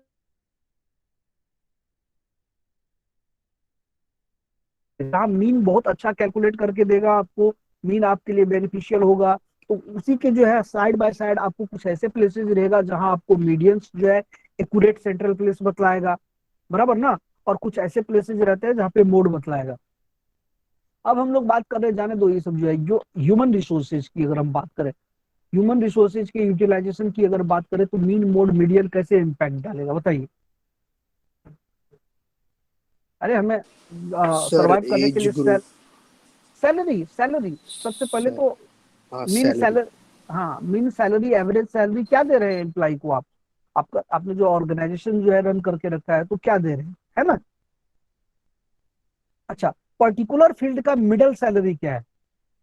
समझ रहे, पूरे ऑर्गेनाइजेशन का आपको एवरेज सैलरी चाहिए, लेकिन पर्टिकुलर फील्ड का जो है क्या कहते हैं, जब आपको अब देखोगे अरे नहीं आईटी फील्ड सबसे ज्यादा पैसा देते तो वहां पे मीडियन फाइंड आउट करोगे, है ना? अब किस पोजीशन के लिए कितना सैलरी दिया जाता है, जब वो पॉइंट पे आओगे तो आप मोड यूज करोगे। Got it? किसी ऑर्गेनाइजेशन में एम्प्लॉय को एवरेज सैलरी क्या दिया जाता है, मीन यूज करोगे, है ना? किसी पर्टिकुलर फील्ड के एम्प्लॉय को क्या सैलरी दिया जाता है, मीडियन यूज करोगी। और पर्टिकुलर पोजीशन पे जो एम्प्लॉय है उसको क्या सैलरी मिलता है, तो वहां पे मोड यूज करोगे। Got my point? Yes, all sir. Three yes sir. Mean median mode only focus on the central value, इसको सेंट्रल टेंडेंसी बोलते हैं, ये मिडल वैल्यू को फाइंड आउट करता है। लेकिन देखो अगर ह्यूमन रिसोर्सेज की बात करें, कंप्लीट ऑर्गेनाइजेशन का एवरेज सैलरी फाइंड करना करेगा तो हम मीन निकालेंगे, बराबर ना? जब हम पर्टिकुलर फील्ड की बात करेंगे, तो इस पर्टिकुलर फील्ड में बहुत ज्यादा सैलरी मिलता है आईटी फील्ड में, तो मीडियन निकालेंगे। और उसमें भी पोस्ट पर जो है, सपोज करो कि ये पर्टिकुलर पोस्ट है, सीईओ का पोस्ट है, यहाँ पे बहुत अच्छा सैलरी मिलता है, तो वहां पे मोड फाइंड आउट करेंगे। Got it? समझ में आया? अरे बोलो, समझ पा रहे हो कि नहीं समझ पा रहे हो? Yes, sir. Yes, sir. Yes sir. Yes, sir. Yes sir. अब देखिए, अब हम बात कर रहे हैं मार्केटिंग का। देखो ये सब छोटा छोटा कंसेप्ट है, अभी मीन मोड मीडियन ये सब हमें पता है कि यू पीपल आर मतलब वेरी मच जो है क्या कहते हैं efficient to find this concepts. और न्यूमेरिकल पढ़ाना कोई बड़ी बात नहीं है, न्यूमेरिकल पढ़ लेना भी कोई बड़ी बात नहीं है। हम डिफरेंशिएशन इंटीग्रेशन पढ़ लें, लिमिट पढ़ लें, ये कोई बहुत बड़ा अपॉर्चुनिटी नहीं है। मेन थिंग ये है कि where we have to implement in our field, हम अपने फील्ड में कहाँ इंप्लीमेंट कर सकते हैं। क्योंकि अब हम लोग ऐसे स्टेज में नहीं है जहाँ पे हम लोग जो है प्लस माइनस मल्टीप्लाई डिवाइड सीखेंगे, राइट ना? हमें जो डेफिनेशन सीखना है वो हमने 11th 12th में ऑलरेडी सीखना है। अब हम एग्जाम पर्पज से तो भले ही हमें कैलकुलेशन करना पड़ता है, क्योंकि बट ऑब्वियस है वो राइट ऑब्जर्वेशन तभी कर सकता है जब आप जो है उसको क्या कहते हैं न्यूमेरिकल वैल्यूज दोगे।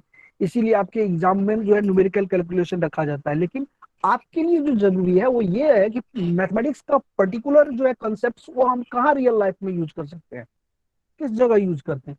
तो देखिए मार्केटिंग में मीन मीडियन मोड कैसे डिफरेंस आएगा, जरा देखिए। If we talking about the marketing तो कहाँ पे ये यूज में आएगा, जरा देखिए। मीन मीन का क्या यूज है मार्केट में,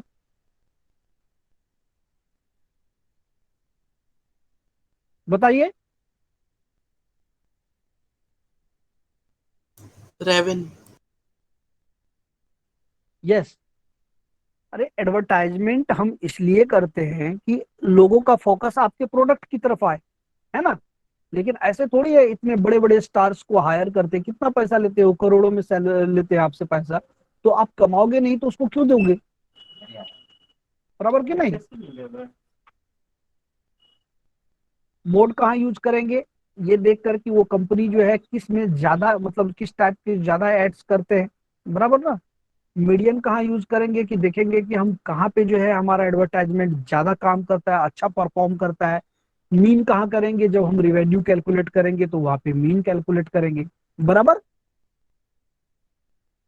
बराबर। Yes sir. अब मैं आपको बतलाता हूँ। अभी तक मैं फिर इसको थोड़ा स्टॉप करता हूँ।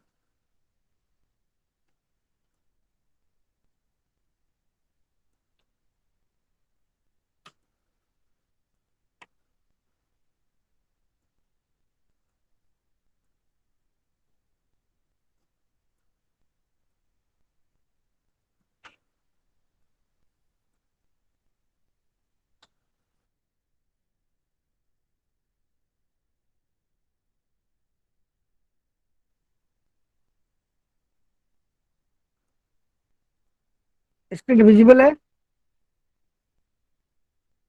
Yes, Yes, sir. sir.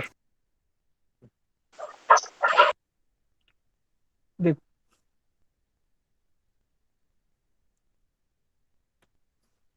जो जहां पे हम लोग एक्चुअली फोकस करने वाले हैं, दो कंसेप्ट आता है। एक है कार्ल पियर्सन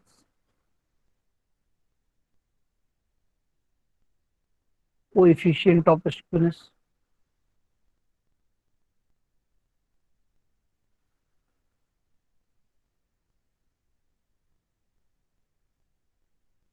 अगर हम फॉर्मूला की बात करें ना, तो ये ऐसा आता है,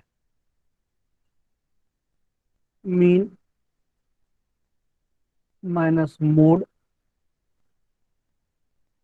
डिवाइडेड बाय स्टैंडर्ड डिविएशन।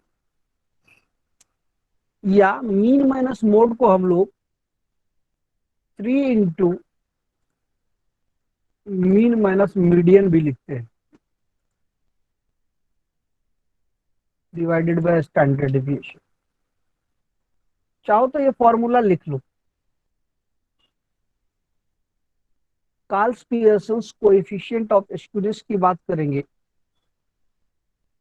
तो दो फॉर्मूला आता है। एक आता है mean minus mode divided by standard deviation, और दूसरा आता है 3 into mean minus median divided by standard deviation. Actually mean median mode में जब आप रिलेशन निकालते हो तो कभी भी देखोगे कि mean minus mode equal to 3 into mean minus median होता है। तो इसीलिए फॉर्मूला रिप्लेस हो जाता है। तो हमने देखा कि थ्री कंसेप्ट्स यहाँ पे जो है फ्रीक्वेंट यूज होता है, mean median mode, and beside that standard deviations भी आता है। लिख लो, ये फॉर्मूला लिख लो आप लोग, ये फॉर्मूला लिख लो। Karl Pearson coefficient of skewness में का फॉर्मूला होता है mean minus mode divided by standard deviation equal to 3 into mean minus median divided by standard deviation.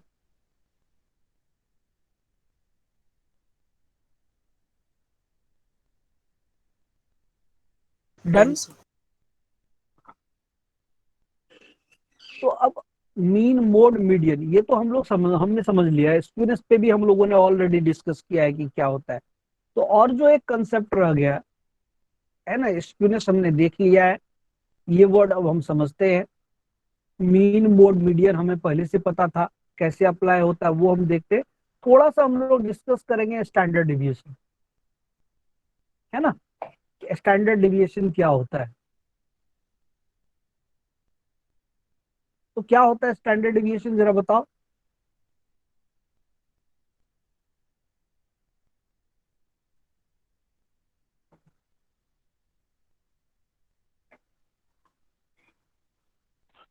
Sigma Sir, FI sigma. example FI. Formula मत बताओ, मैंने पहले ही बतलाया कि न्यूमेरिकल वैल्यू बताना not a big deal.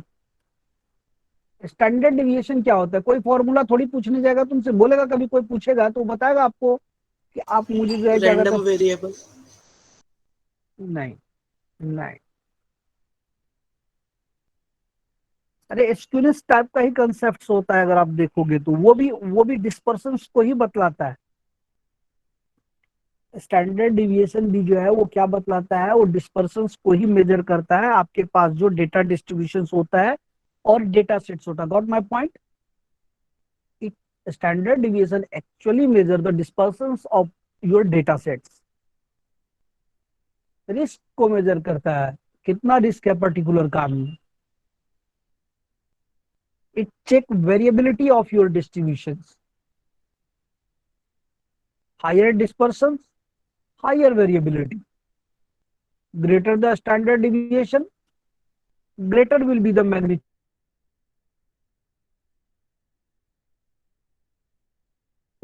Variability आएगा, उतना ज्यादा उसमें चेंजेस आएगा, राइट ना। सपोज करो 0.56 आपका स्टैंडर्ड डिविएशन है, इसका मतलब है कि जो मीन पोजीशन है वहां से 56% का फ्लक्चुएशन आ सकता है योर कंसेप्ट में।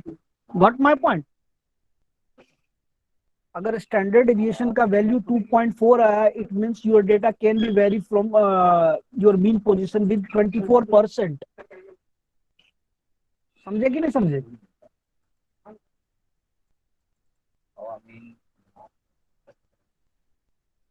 तो क्या होता है स्टैंडर्ड डिविएशन, क्या होता है?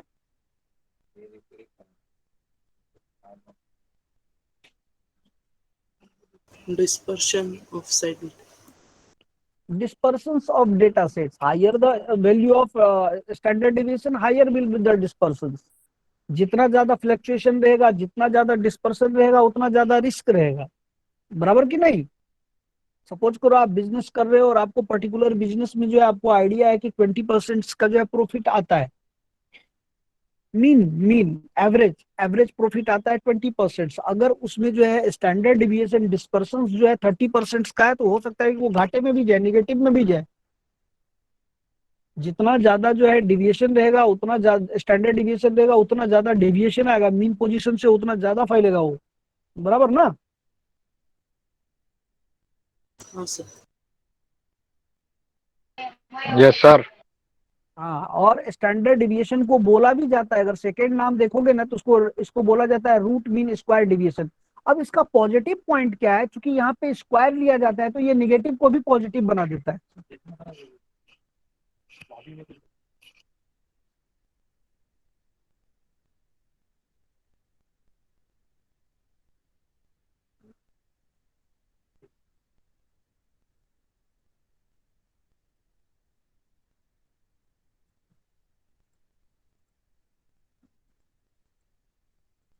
अच्छा, अगर हम बात करें, अगर हम स्टैंडर्ड डिविएशन की बात करें इन टर्म ऑफ फाइनेंशियल, है ना, फाइनेंस में अगर हम लोग स्टैंडर्ड डिविएशन की बात करें तो इसका मतलब क्या होता है? आप जो इन्वेस्टमेंट करोगे, whatever investment you do, there must be some risk, and with the help of standard deviation you can find that risk, right. हर काम के पीछे रिस्क तो होता ही होता है, और वो रिस्क आप कहां से फाइंड आउट करोगे? With the help of standard deviation. Got my point? पहला चीज सुनो मैं क्या बोल रहा हूं। स्टैंडर्ड डिविएशन के बारे में कुछ इंपॉर्टेंट पॉइंट बतला रहा हूं कि स्टैंडर्ड पॉइंट क्या करता है, ये मेजर करता है dispersions of your data sets. First point ये है कि स्टैंडर्ड डिविएशन क्या करता है, ये मेजर करता है आपके डेटा सेट का डिस्पर्सन्स को। सेकेंड पॉइंट अगर हम बात करें, higher will be the if your higher will be the standard deviation, higher will be the dispersion, higher will be the deviations, right, है ना। अच्छा, दूसरा पॉइंट मैंने बोला, अगर ध्यान दीजिएगा तो स्टैंडर्ड डिविएशन को किसने इंट्रोड्यूस किया था? कार्ल पियर्सन ने किया था। कब किया था? 1893 में किया था, मैंने मेंशन किया हुआ है। थर्ड पॉइंट, स्टैंडर्ड डिविएशन को हम लोग रूट मीन स्क्वायर डिविएशन भी बोलते हैं, क्योंकि हमने बताया कि यहाँ पे रूट मीन स्क्वायर डिविएशन बोलते हैं, मतलब ये हमेशा पॉजिटिव ही वैल्यू देगा, बराबर ना। फिर हमने बोला कि फाइनेंस में हम क्यों स्टैंडर्ड डिविएशन को इतना वैल्यू देते हैं, तो ये क्या करता है, मेजर करता है रिस्क को। आप जो इन्वेस्टमेंट करते हो उसमें कितना रिस्क है, उसका measurement you can do with the help of standard deviation only. Got my point? Got my point? समझ में आ रहा है? Yes, sir. हाँ, Yes, sir. आपके हाँ आपके इन्वेस्टमेंट पर जो रिस्क है वो आप स्टैंडर्ड डिविएशन के हेल्प से क्या कर सकते हो, मैथमेटिकल प्रूफ दे सकते हो कि कितना रिस्क है, कितना हम इसमें गेन कर सकते हैं, बराबर कि नहीं। मतलब यस स्टैंडर्ड डिविएशन एक मैथमेटिकल बेसिस प्रोवाइड करता है आपके डिसीजन मेकिंग में। Standard deviation gives you mathematical basis in your decision making. Got my point. जो बता रहे हैं उसको ध्यान से सुनो। न्यूमेरिकल प्रॉब्लम सॉल्व करना नॉट ए बिग डील। मैंने आपको पहले ही बताया कि मतलब उसके लिए फिर इतना मेहनत करने की जरूरत नहीं था, एक ही दिन में पूरा। एक एक चीज को अच्छे से समझिए ताकि जब आप आईटी फील्ड में जाएं तो वहां इन चीजों को इम्प्लीमेंट कर पाए, बराबर।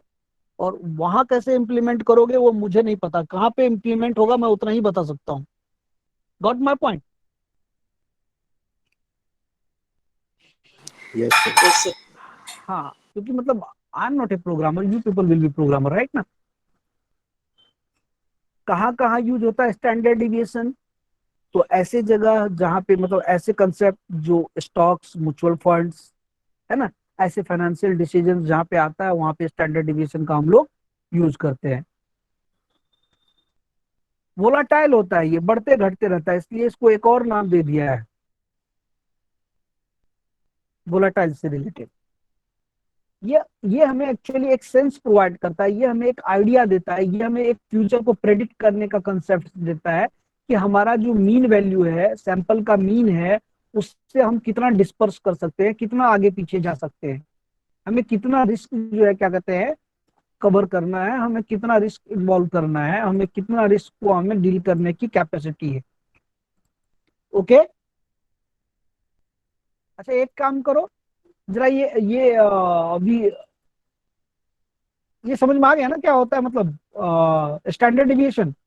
Yes, sir. Yes, sir. Yes, देखो sir.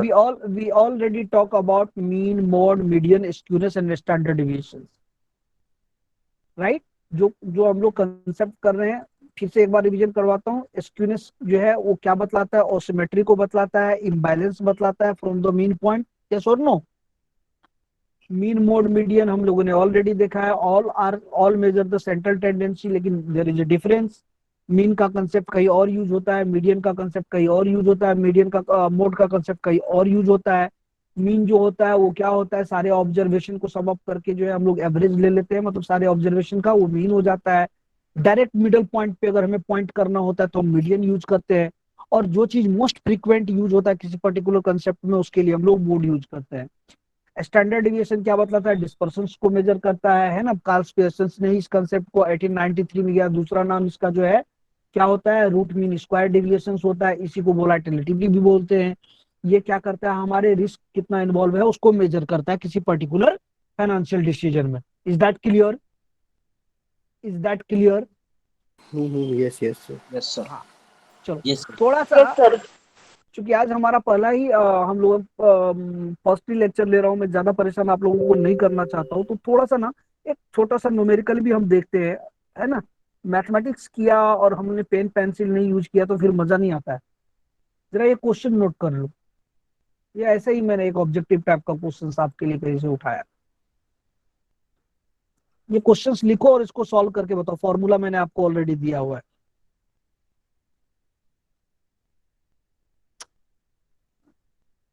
क्या ये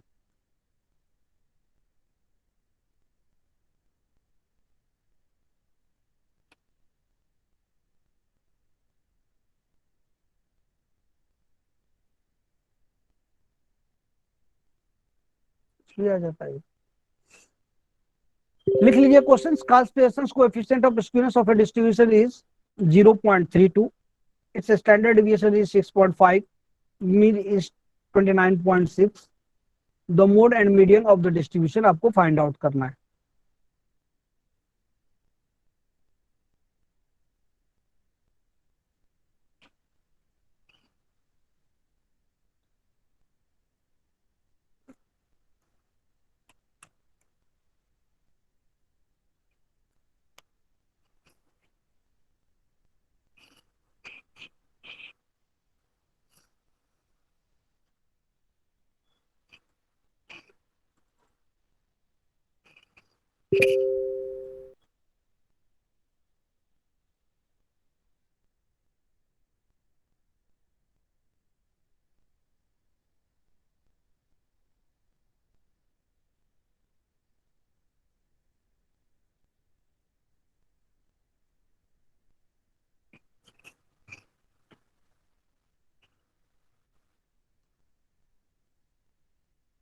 बताओ मोड एंड मीडियन कितना फाइंड आउट किया?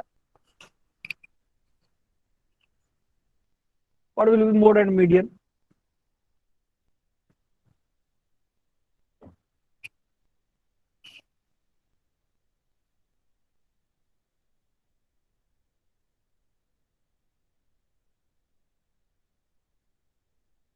So option A.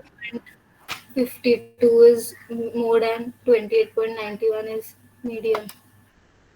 Very good, सबको मिला? Yes, sir. Yes, She is sir. right. First one, sir, option A. देखो तब तक पर्पस फुलफिल नहीं होता है जब तक सारे स्टूडेंट्स ना कर लें, यस और no? Yes. Very good, very good.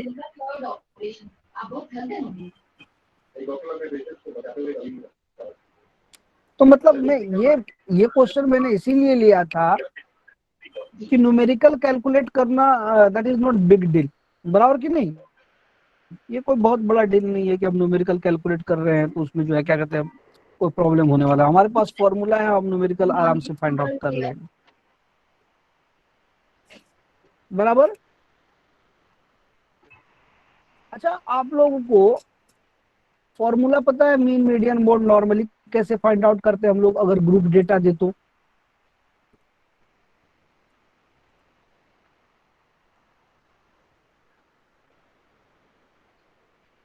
Yes, sir.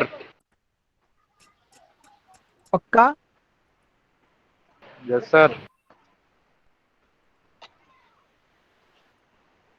चलिए मैं एक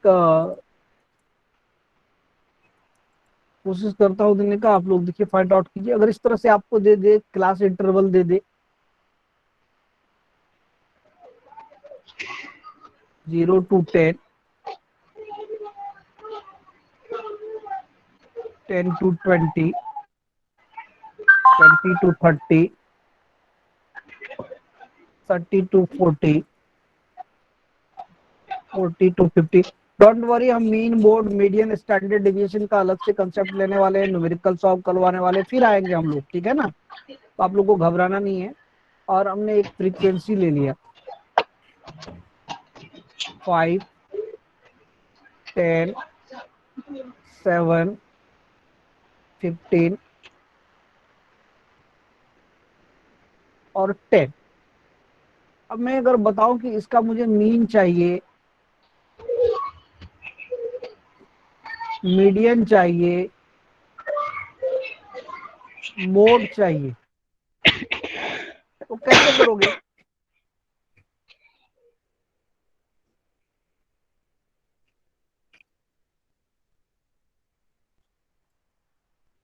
एक्चुअली मैं चेक करना चाहता हूँ कि आप 30. हाँ, तो देखो एक तो आप ये बता सकते हो, सबसे पहले तो ये जो क्लास इंटरवल है, कम्युलेटिव फ्रीक्वेंसी निकालना पड़ेगा। सबसे पहले सुनो मेरी बात, सबसे पहले मैं मीन की बात करता हूँ। तो क्या करोगे, ये जो क्लास इंटरवल है इसको जो है आप क्या करोगे, यहीं पे ले लोगे, कोई बात नहीं। अगर आप चाहते हो यहाँ ना ले हम लोग, तो यहाँ हम लोग एक्सेप्ट ले लेंगे। तो इसका क्या करोगे, ये जो क्लास मार्क होगा इसका एवरेज होगा 5, 15, 25, 35 एंड 45, यस और नो? क्लास मार्क कैसे निकालते हैं, क्लास इंटरवल से क्लास मार्क कैसे निकालते हैं, उसका एवरेज करके निकाल लेते हैं,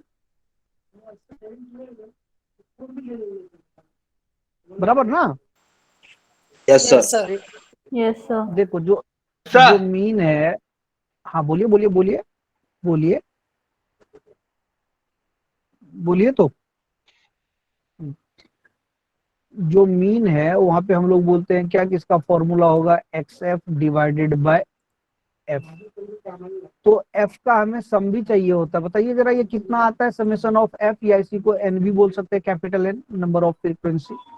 कितना आएगा इन सब का सम कीजिएगा 52। 15 15 30 10 40 52 कहाँ से आ गया? 47 15 15 30 47 47 ना, वही तो। 47 47 जल्दबाजी मत करो, कोई जरूरी नहीं है, आराम आराम से करेंगे। मैंने बताया ना आपको, आपका सारा सिलेबस सारा कंसेप्ट क्लियर होगा। आराम आराम से करते हैं ना, मतलब परफेक्ट करेंगे, जो भी करेंगे परफेक्ट करेंगे। देखो ये जो सब्जेक्ट है ना, इसमें बच्चे बड़े फेल होते हैं। मैं डरा नहीं रहा हूँ आपको, क्योंकि डराना अपना नेचर नहीं है। फेल इसलिए होते हैं कि बच्चे जल्दबाजी कर देते हैं। तो कैलकुलेशन पे आपका कंप्लीट पकड़ होना चाहिए। अगर कहीं ये ऑफलाइन हो गया तो इस सब्जेक्ट में 50% से ज्यादा बच्चे फेल हो जाते हैं। और इसका कारण वही होता है कि वो जल्दबाजी कर देते हैं। जल्दबाजी नहीं करना है, आराम से करना है, कोई दिक्कत नहीं है। कैलकुलेशन परफेक्ट होगा। साइंटिफिक कैलसी अलाउड है, कैलकुलेशन में आपको मिस्टेक भी नहीं होना है, राइट?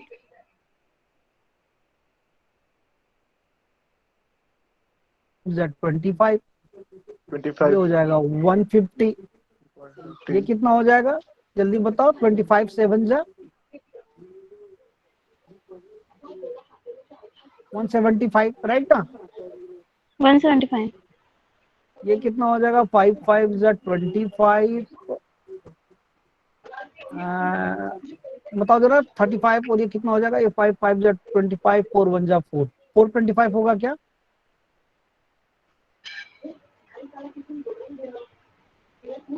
Oh, 525 ये 525 होगा। 35 को अगर 15 से मल्टीप्लाई करेंगे तो yes sir 525 yes 525 525 होगा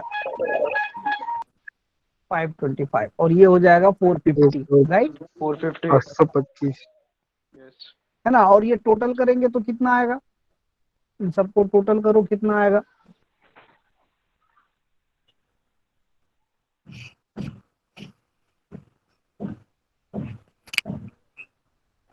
देखो हम ऐसे ही अभी रफ वर्क कर रहे हैं, हम रफ। 1000 हाँ, कितना बताया आपने? बोलिए बोलिए, फ्रीली बोलिए, कोई दिक्कत नहीं है। अरे थोड़ा गलत भी हुआ तो आपके, हाँ 1325। अगर थोड़ा इधर उधर हुआ भी तो आपके फ्रेंड मैनेज कर देंगे, दिक्कत नहीं है। 1325। अच्छा, 1325 डिवाइडेड बाय 47 करेंगे तो कितना आएगा? 1325 को अगर 47 से डिवाइड करेंगे तो कितना आएगा? 28.19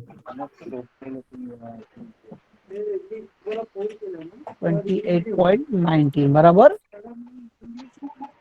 अरे देखो ये कितनी अच्छी बात है। हम तो एकदम से बिल्कुल एकदम से इजी वे में जो है, क्या कहते हैं, मतलब हम लोगों ने जो है देख लिया कि कैसे होता है। रिवीजन हो गया हमारा 10th क्लास में जो हमने पढ़ा था 11th 12th में।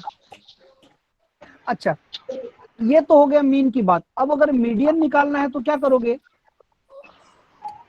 अभी अभी किसी ने बोला था कि सर हमें कैपिटल एफ की जरूरत पड़ती है, बराबर ना?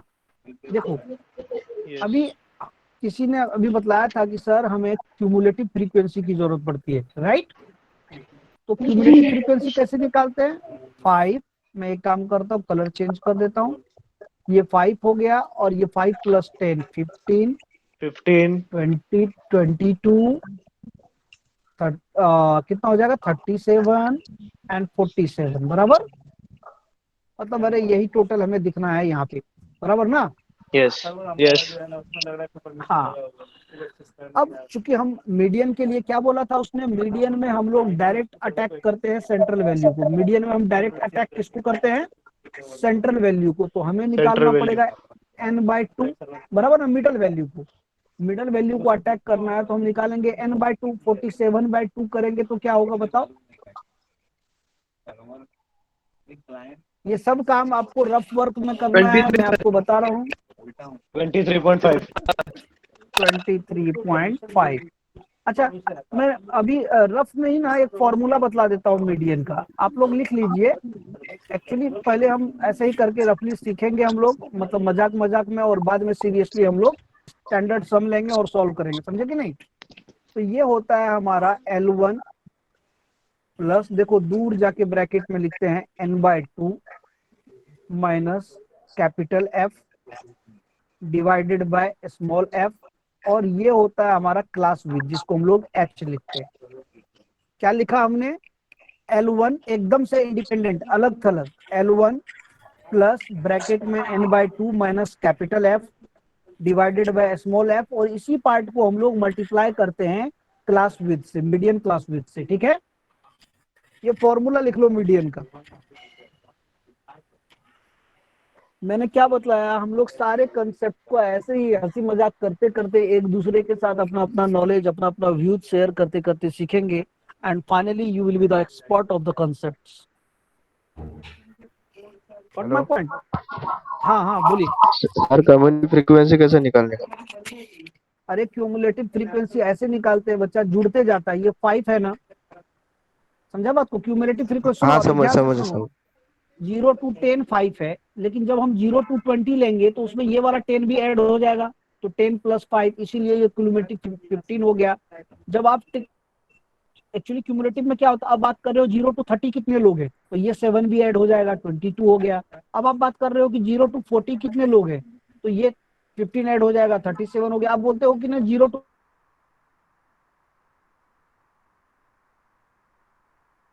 मतलब ये ऐड होते जाता है। 5 + 10 15, ध्यान दो, ये 5 एज इट इज, 5 + 10 15 बराबर 15 + 7 22, 22 + 15 37, 37 + 10 47। क्लियर? अब मेरी बात को जरा ध्यान से सुनो, जो बोल रहा हूँ उसको अच्छे से सुनो, सिर्फ मेरे बात को सुनो, मेरे डायलॉग्स को सुनो, आपको एक एक चीज दिमाग में आते जाएगा। हम ना मीडियन में इसके जस्ट बाद वाला वैल्यू ढूंढते हैं। याद रखो कि क्यूमुलेटिव फ्रीक्वेंसी सिर्फ और सिर्फ क्वार्टाइल जिसकी हम लोग बात करेंगे और मीडियन में यूज होता है। मीन या मोड के लिए हमें क्यूमुलेटिव फ्रीक्वेंसी की जरूरत नहीं होती है। We don't have need to find out cumulative frequency for the mean and mode. Mean mode के लिए हमें फ्रीक्वेंसी से ही काम चल जाता है, हमें क्यूमुलेटिव फ्रीक्वेंसी की कोई जरूरत नहीं पड़ती है। No need of cumulative frequency in case of mean and mode. We need cumulative frequency only in case of what? Median. याद रखो कि मीडियन हमारा सेकंड क्वार्टाइल कहलाता है, हमारा फर्स्ट क्वार्टाइल भी होता है, थर्ड क्वार्टाइल भी होता है, वो हम बाद में बात करेंगे। अभी हम लोग मीडियन पे फोकस कर रहे हैं। तो हम क्या करते हैं, क्यूमुलेटिव फ्रीक्वेंसी में आते हैं। देखो हम कहाँ आते हैं, क्यूमुलेटिव फ्रीक्वेंसी में आते हैं, और इसके जस्ट बाद वाला वैल्यू, या तो ये वैल्यू या तो इसके जस्ट बाद वाला वैल्यू देखते हैं। वो कहाँ मिला हमको? यहाँ पे मिला, बराबर 23.5 के बराबर या उससे बड़ा, आइदर इक्वल और लार्ज वैल्यू फाइंड आउट करते हैं, जस्ट लार्ज वैल्यू, राइट ना? तो और किसमें, किस वाले कॉलम में? क्यूमुलेटिव फ्रीक्वेंसी वाले कॉलम में। दिख रहा है आपको? समझ रहे हो हम क्या कर रहे हैं? हाँ सर। Yes sir. हाँ, तो ये आया 37। इसका मतलब क्या है पता है आपको? इसका मतलब है कि आपको मीडियन क्लास मिल गया, और आपका मीडियन क्लास क्या है? ये वाला है।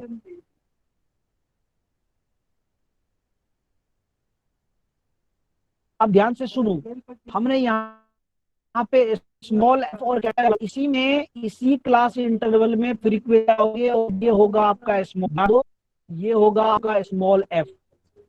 ये क्या हो गया आपका? Small F.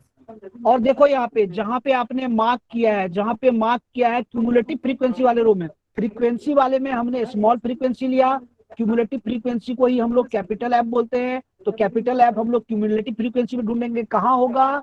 जहां पे हमने, जो हमारा मीडियन क्लास है उसके जस्ट ऊपर वाला, तो ये हो गया हमारा कैपिटल एफ। समझ में आया? समझ में आया? याद रखो, सबसे पहले हम लोग n/2 फाइंड आउट करते हैं, उसके बाद क्यूमुलेटिव फ्रीक्वेंसी वाले कॉलम में हम लोग जो n/2 है वो वैल्यू या उससे जस्ट बड़ा वाला वैल्यू, जस्ट लार्जर वैल्यू जो है फाइंड आउट करते हैं कैपिटल एफ वाले इसमें। तो यहाँ से हमको मिलता है कौन सा क्लास? हमारा मीडियन क्लास मिलता है। मीडियन क्लास में अभी एक एक चीज बतला रहा हूँ। मीडियन क्लास का जो लोअर क्लास रेंज होता है वो होता है हमारा L1। तो L1 हो गया हमारा 30, ये हमारा F हो गया 15, स्मॉल f हो गया 15। और जब हम कैपिटल एफ ढूंढने जाते हैं, वो हमें यहाँ जो हमारा मीडियम क्लास वाला जो ये हमारा रोज मिला है, उसके जस्ट ऊपर वाला वैल्यू ये होता है हमारा क्या? ये हमारा होता है कैपिटल एफ। और जो हमारा क्लास विड्थ होता है वो होता है इसका लेंथ, मतलब 3240 का जो लेंथ हो गया वो हमारा होता है क्लास विड्थ, मतलब h का वैल्यू कितना हो गया यहाँ पे 10, h का वैल्यू कितना हो जाएगा 10। समझ में आया? तो देखो हमें L1 भी मिल गया, n/2 हमने पहले फाइंड आउट किया था, बराबर कि नहीं? तो अब अगर आप देखोगे इसको फाइंड आउट करना चाहोगे तो ये क्या होगा 30 प्लस क्या होगा हमारा 30 प्लस, अभी देखो ब्रैकेट के अंदर कैलकुलेशन करते वक्त कोई जल्दबाजी नहीं है हमें, याद रखो कैलकुलेशन करते वक्त हम जल्दी नहीं करेंगे। 23.5 माइनस ये देखो कैपिटल एफ का वैल्यू 22 डिवाइडेड बाय 15, वो हमने यहां से लिया, इंटू 10। समझा कि नहीं समझा? ये हो गया 30 30 बिल्कुल अलग रहेंगे हम लोग, प्लस का काम बाद में करते हैं। ये आ गया हमारा 1.5 इंटू 10 डिवाइडेड बाय 55, यहाँ से इसको हटाओगे तो ये 15 हो जाएगा, तो ये आपस में है ना 10 नीचे आ जाएगा, तो 10 10 15 15 कैंसिल, ये रह गया 1, ये आपका हो गया 31। मीडियन कितना हो गया आपका 31। Everyone understood? सबको समझ में आ गया? Yes, sir. Yes sir. सुनो मेरी बात, मीडियन में हम लोग सबसे पहले n/2 फाइंड आउट करते हैं, उसके बाद हम लोग क्या करते हैं क्यूमुलेटिव फ्रीक्वेंसी के कॉलम में जाते हैं और देखते हैं कि n/2 के इक्वल और जस्ट बार वैल्यू, और जस्ट लार्जर वैल्यू कहाँ मिलता है, तो हमें 37 मिला। इसका मतलब 37 के बाद हम क्लास इंटरवल में आ गए, वो हमारा मीडियन क्लास हो गया। उसका लोअर क्लास वैल्यू जो है वो हमारा L1 होता है, उसी के आगे जो फ्रीक्वेंसी की वैल्यू होती है वो हमारा स्मॉल एफ होता है। हम फिर चले जाते हैं क्यूमुलेटिव फ्रीक्वेंसी वाले कॉलम में, जो हमारा उसी के जस्ट ऊपर वाला वैल्यू होता है ना, जस्ट ऊपर वाला, इसके जस्ट ऊपर वाला जो वैल्यू है 22, वो हमारा कैपिटल एफ हो गया। क्लास विद हमारा क्या होता है, इन दोनों का जो डिफरेंस होता है 32 40 का, वो हमारा क्लास विद होता है। सारा वैल्यू मिलने के बाद न्यूमेरिकल वैल्यू डाला। देखो मैंने ये 30 को बिल्कुल छेड़छाड़ नहीं, कैलकुलेशन नहीं करना है। पहले हमें पता है बोर्ड मास रूल हमने पढ़ा है, पहले हम ब्रैकेट को सॉल्व करते हैं, फिर हम मल्टीप्लाई डिवाइड करते हैं, फिर हम प्लस माइनस करते हैं। तो ये जो बच्चों वाली चीज होती है ना, वो हमेशा काम आता है, राइट ना, क्योंकि बचपन भी तो हम ही ने जिया है ना, तो उस बचपन का जो भी रहेगा पॉजिटिव वाइब्स वो हमें काम आता है। वो चीज हमें हमेशा लाइफ में जो है, जो हमने अच्छी चीजें बचपन में सीखी होती है वो आगे लाइफ में काम आता है। तो उसी चीज को हम लोग यहाँ पे बोर्ड मास रूल को हमने अप्लाई किया और फाइनली हमें कितना मिला 31 मिला मीडियन का value. So everyone is clear with the median concept? Yes sir. चलो वेरी गुड। अब चूंकि यहाँ पे बहुत खिचड़ी पक चुका है, लेकिन कोई बात नहीं, मैं यहाँ से थोड़ा सा इसको जो है इधर उधर करके यहीं पे करूंगा, कोई दिक्कत नहीं है। हमें एक्चुअली ये चीज चाहिए ही नहीं। आप लोगों ने लिख लिया ना? देखो हमें क्या चाहिए, सिर्फ फ्रीक्वेंसी चाहिए। हमें क्या चाहिए, सिर्फ फ्रीक्वेंसी चाहिए, बराबर। अब ध्यान से सुनो मैं जो बोल रहा हूँ। हम जब मोड वैल्यू निकालते हैं, क्या क्या कैलकुलेट करना चाहते हैं, जब हम मोड कैलकुलेट करते हैं, तो मोड के लिए हम लोग सबसे पहले हाईएस्ट फ्रीक्वेंसी देखते हैं, मोस्ट फ्रीक्वेंट। तो मोस्ट फ्रीक्वेंट कौन सा है, 30 to 40 के बीच में ज्यादा से ज्यादा लोग है ना। हम ये फ्रीक्वेंसी वाले में, इस वाले में फ्रीक्वेंसी वाले में जो नहीं चाहिए उसको हटा दिया हमने। ये देखते हैं, ध्यान दो, इसको हम लोग बोलेंगे मॉडल क्लास। क्या बोलेंगे हम लोग, मॉडल क्लास। ये हो जाएगा प्री मॉडल क्लास, ये हो जाएगा पोस्ट मॉडल क्लास। अब जो मैं तुम लोगों को बताने जा रहा हूं थोड़ा ध्यान से सुनना, पहले पहले मेरी बात ध्यान से सुनना। हम लोग निकालते हैं, अभी फॉर्मूला बतला देता हूं मोड का। मोड का फॉर्मूला कहीं लिख लो, L1 plus D1 by D1 plus D2 into H, L1 plus D1 by D2 into H, right है मोड का फॉर्मूला?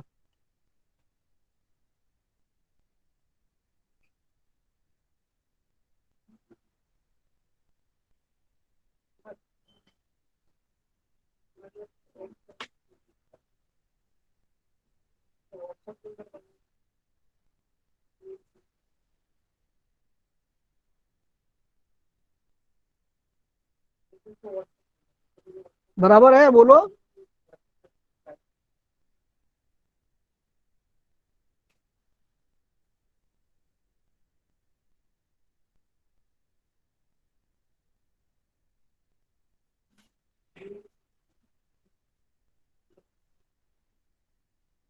अरे बोलो।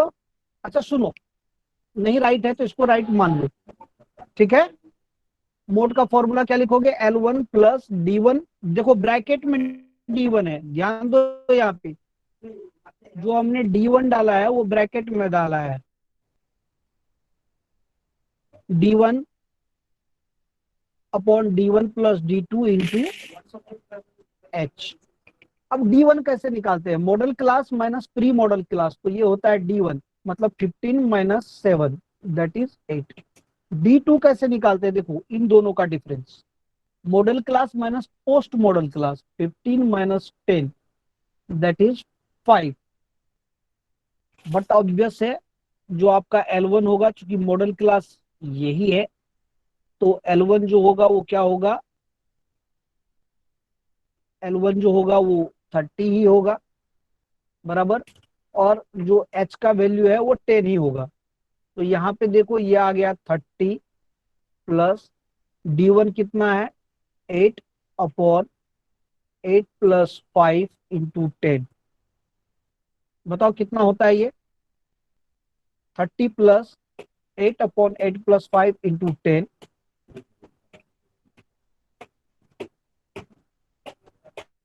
ये हो गया 30 प्लस, और ये हो जाएगा 8 इंटू 10, 80 डिवाइडेड बाय 13।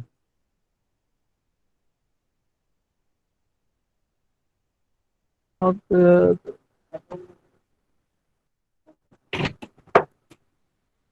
13 6 जा 78, ये 6 के आसपास रहेगा, 20 दैट इज 17015, 36.15 के आसपास आएगा।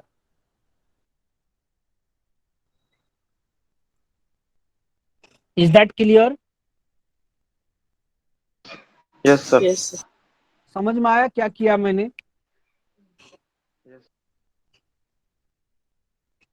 अरे बोलो, जब तक सबको समझ में नहीं आया तो फिर इतना करने का फायदा sir. थोड़ी है। Yes, sir. ज्यादा ज्यादा परेशान कर रहा हूँ क्या? Yes, sir. समझ में आया? नहीं सर। हाँ ज्यादा परेशान कर रहा हूँ, बोला ना किसी ने यस सर। नहीं नहीं सर, sir. परेशान नहीं कर रहे। No sir. चलो नो सर। हाँ सर मुझे भी D1 लगा। कैसा निकालते एक बार वापस बताओ अच्छा ना। हाँ हाँ, सुनो सुनो, हाँ सर, हाँ एक चीज। सर, D1 D1 अब कंसंट्रेट होके सुनो, एक्चुअली मैंने बहुत सारा खिचड़ी एक ही जगह पका दिया है, बराबर ना। हम फ्रीक्वेंसी वाले कॉलम में आते हैं, और हमने क्या बोला है? मोड के लिए मोस्ट फ्रीक्वेंट ढूंढते हैं। क्या ढूंढते हैं? Most most frequent. फ्रीक्वेंट। तो मोस्ट फ्रीक्वेंट इसमें से सबसे हाईएस्ट वैल्यू कौन सा है? 15 है, बराबर है ना। Yes sir. तो ये जो 15 होता है इसको हम लोग बोलते हैं मॉडल क्लास। क्या बोलते हैं? Model class. और इस, बराबर ना, इसको बोलते हैं हम लोग मॉडल फ्रीक्वेंसी। क्या बोलते हैं इसको हम लोग? मॉडल फ्रीक्वेंसी, याद रखो।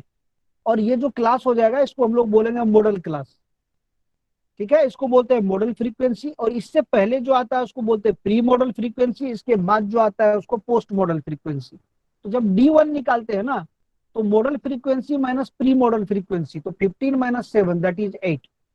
समझा? समझा? हाँ सर। और जब जब हम D2 निकालते हैं तो model frequency minus post model frequency, 15 minus 10, 15 minus 10 that is 5। कुछ बच्चे अभी एडमिट हो रहे हैं। तो ये 5 हो गया, समझ में आ गया? D1 और D2 कैसे निकालते हैं? हाँ सर, अभी क्लियर हो गया। हाँ सर, क्लियर समझ है? गया। हाँ सर। हाँ, अरे कोई बात नहीं, समझ में आ गया तो बहुत अच्छी बात है। नहीं आया तो भी तो हमने स्टार्ट भी नहीं किया, टेंशन मत लो, ठीक है? एक एक कंसेप्ट पे हम लोग फिर से जाएंगे, फिर से करेंगे, बराबर ना? आज तो मैंने जो है क्या कहते हैं टच नहीं किया, अभी तो बस मैं बता रहा हूँ कि ये सब चीज आपने 11th-12th में पढ़ चुके हैं, बराबर? Yes sir. याद रखो, the main thing is concept को पढ़ लेना बड़ी बात नहीं है, implementation is more important thing. अरे ये mean, mode, median, integration, differentiation, ये सब तो बच्चे भी बना लेते हैं, पर तुम लोग भी तो बच्चे ही हो, वो बड़ा बड़ा डील नहीं है। इसलिए हम लोग फोकस करेंगे कि कहाँ पे इसको यूटिलाइज कर पाएंगे, राइट ना? The Right, main sir. part is you must know application of the particular concept in your real life और प्रोफेशनल लाइफ, बराबर? अच्छा एक काम करो, आप दोनों में से देखो, मैंने दो दो जो है क्या कहते हैं ग्रुप शेयर किया है, आप लोग जो है उसका स्क्रीनशॉट ले लो और वो मुझे भेज देना, अटेंडेंस के लिए काम आएगा, बराबर ना? Yes sir. हाँ, जरा जो है वो स्क्रीनशॉट ले लो, मुझे व्हाट्सअप कर देना, और अटेंडेंस के लिए काम आएगा। आज मैं आप लोगों को ज्यादा परेशान नहीं करूंगा, इतना ही रहने देते हैं तो 2-4-5 मिनट का, क्योंकि हमने ब्रेक नहीं दिया ना, 2-4-5 मिनट का ब्रेक ले लो, बराबर? फिर जो नेक्स्ट लेक्चर होगा वो कर लो। Okay sir, thank you sir. Okay sir. Thank you sir. Thank you, sir. Bye, take care, bye take care, bye. All can leave. समझ में आया ना आप लोगों को? लेक्चर समझ में आया ना? Yes sir. हाँ सर। अरे बिल्कुल जी सर। बिल्कुल समझ देखो, में जब आया। तक लेक्चर यस सर। फुल नहीं होगा ना, तब तक मजा नहीं आएगा। यू मस्ट, हाँ, आप इतना 2 घंटा बैठोगे हमारे साथ, कुछ लेके नहीं जाओगे तो कोई मतलब नहीं बनता है, ठीक है ना? चलो, all can live. Thank you sir. Thank you या सर। या Thank you.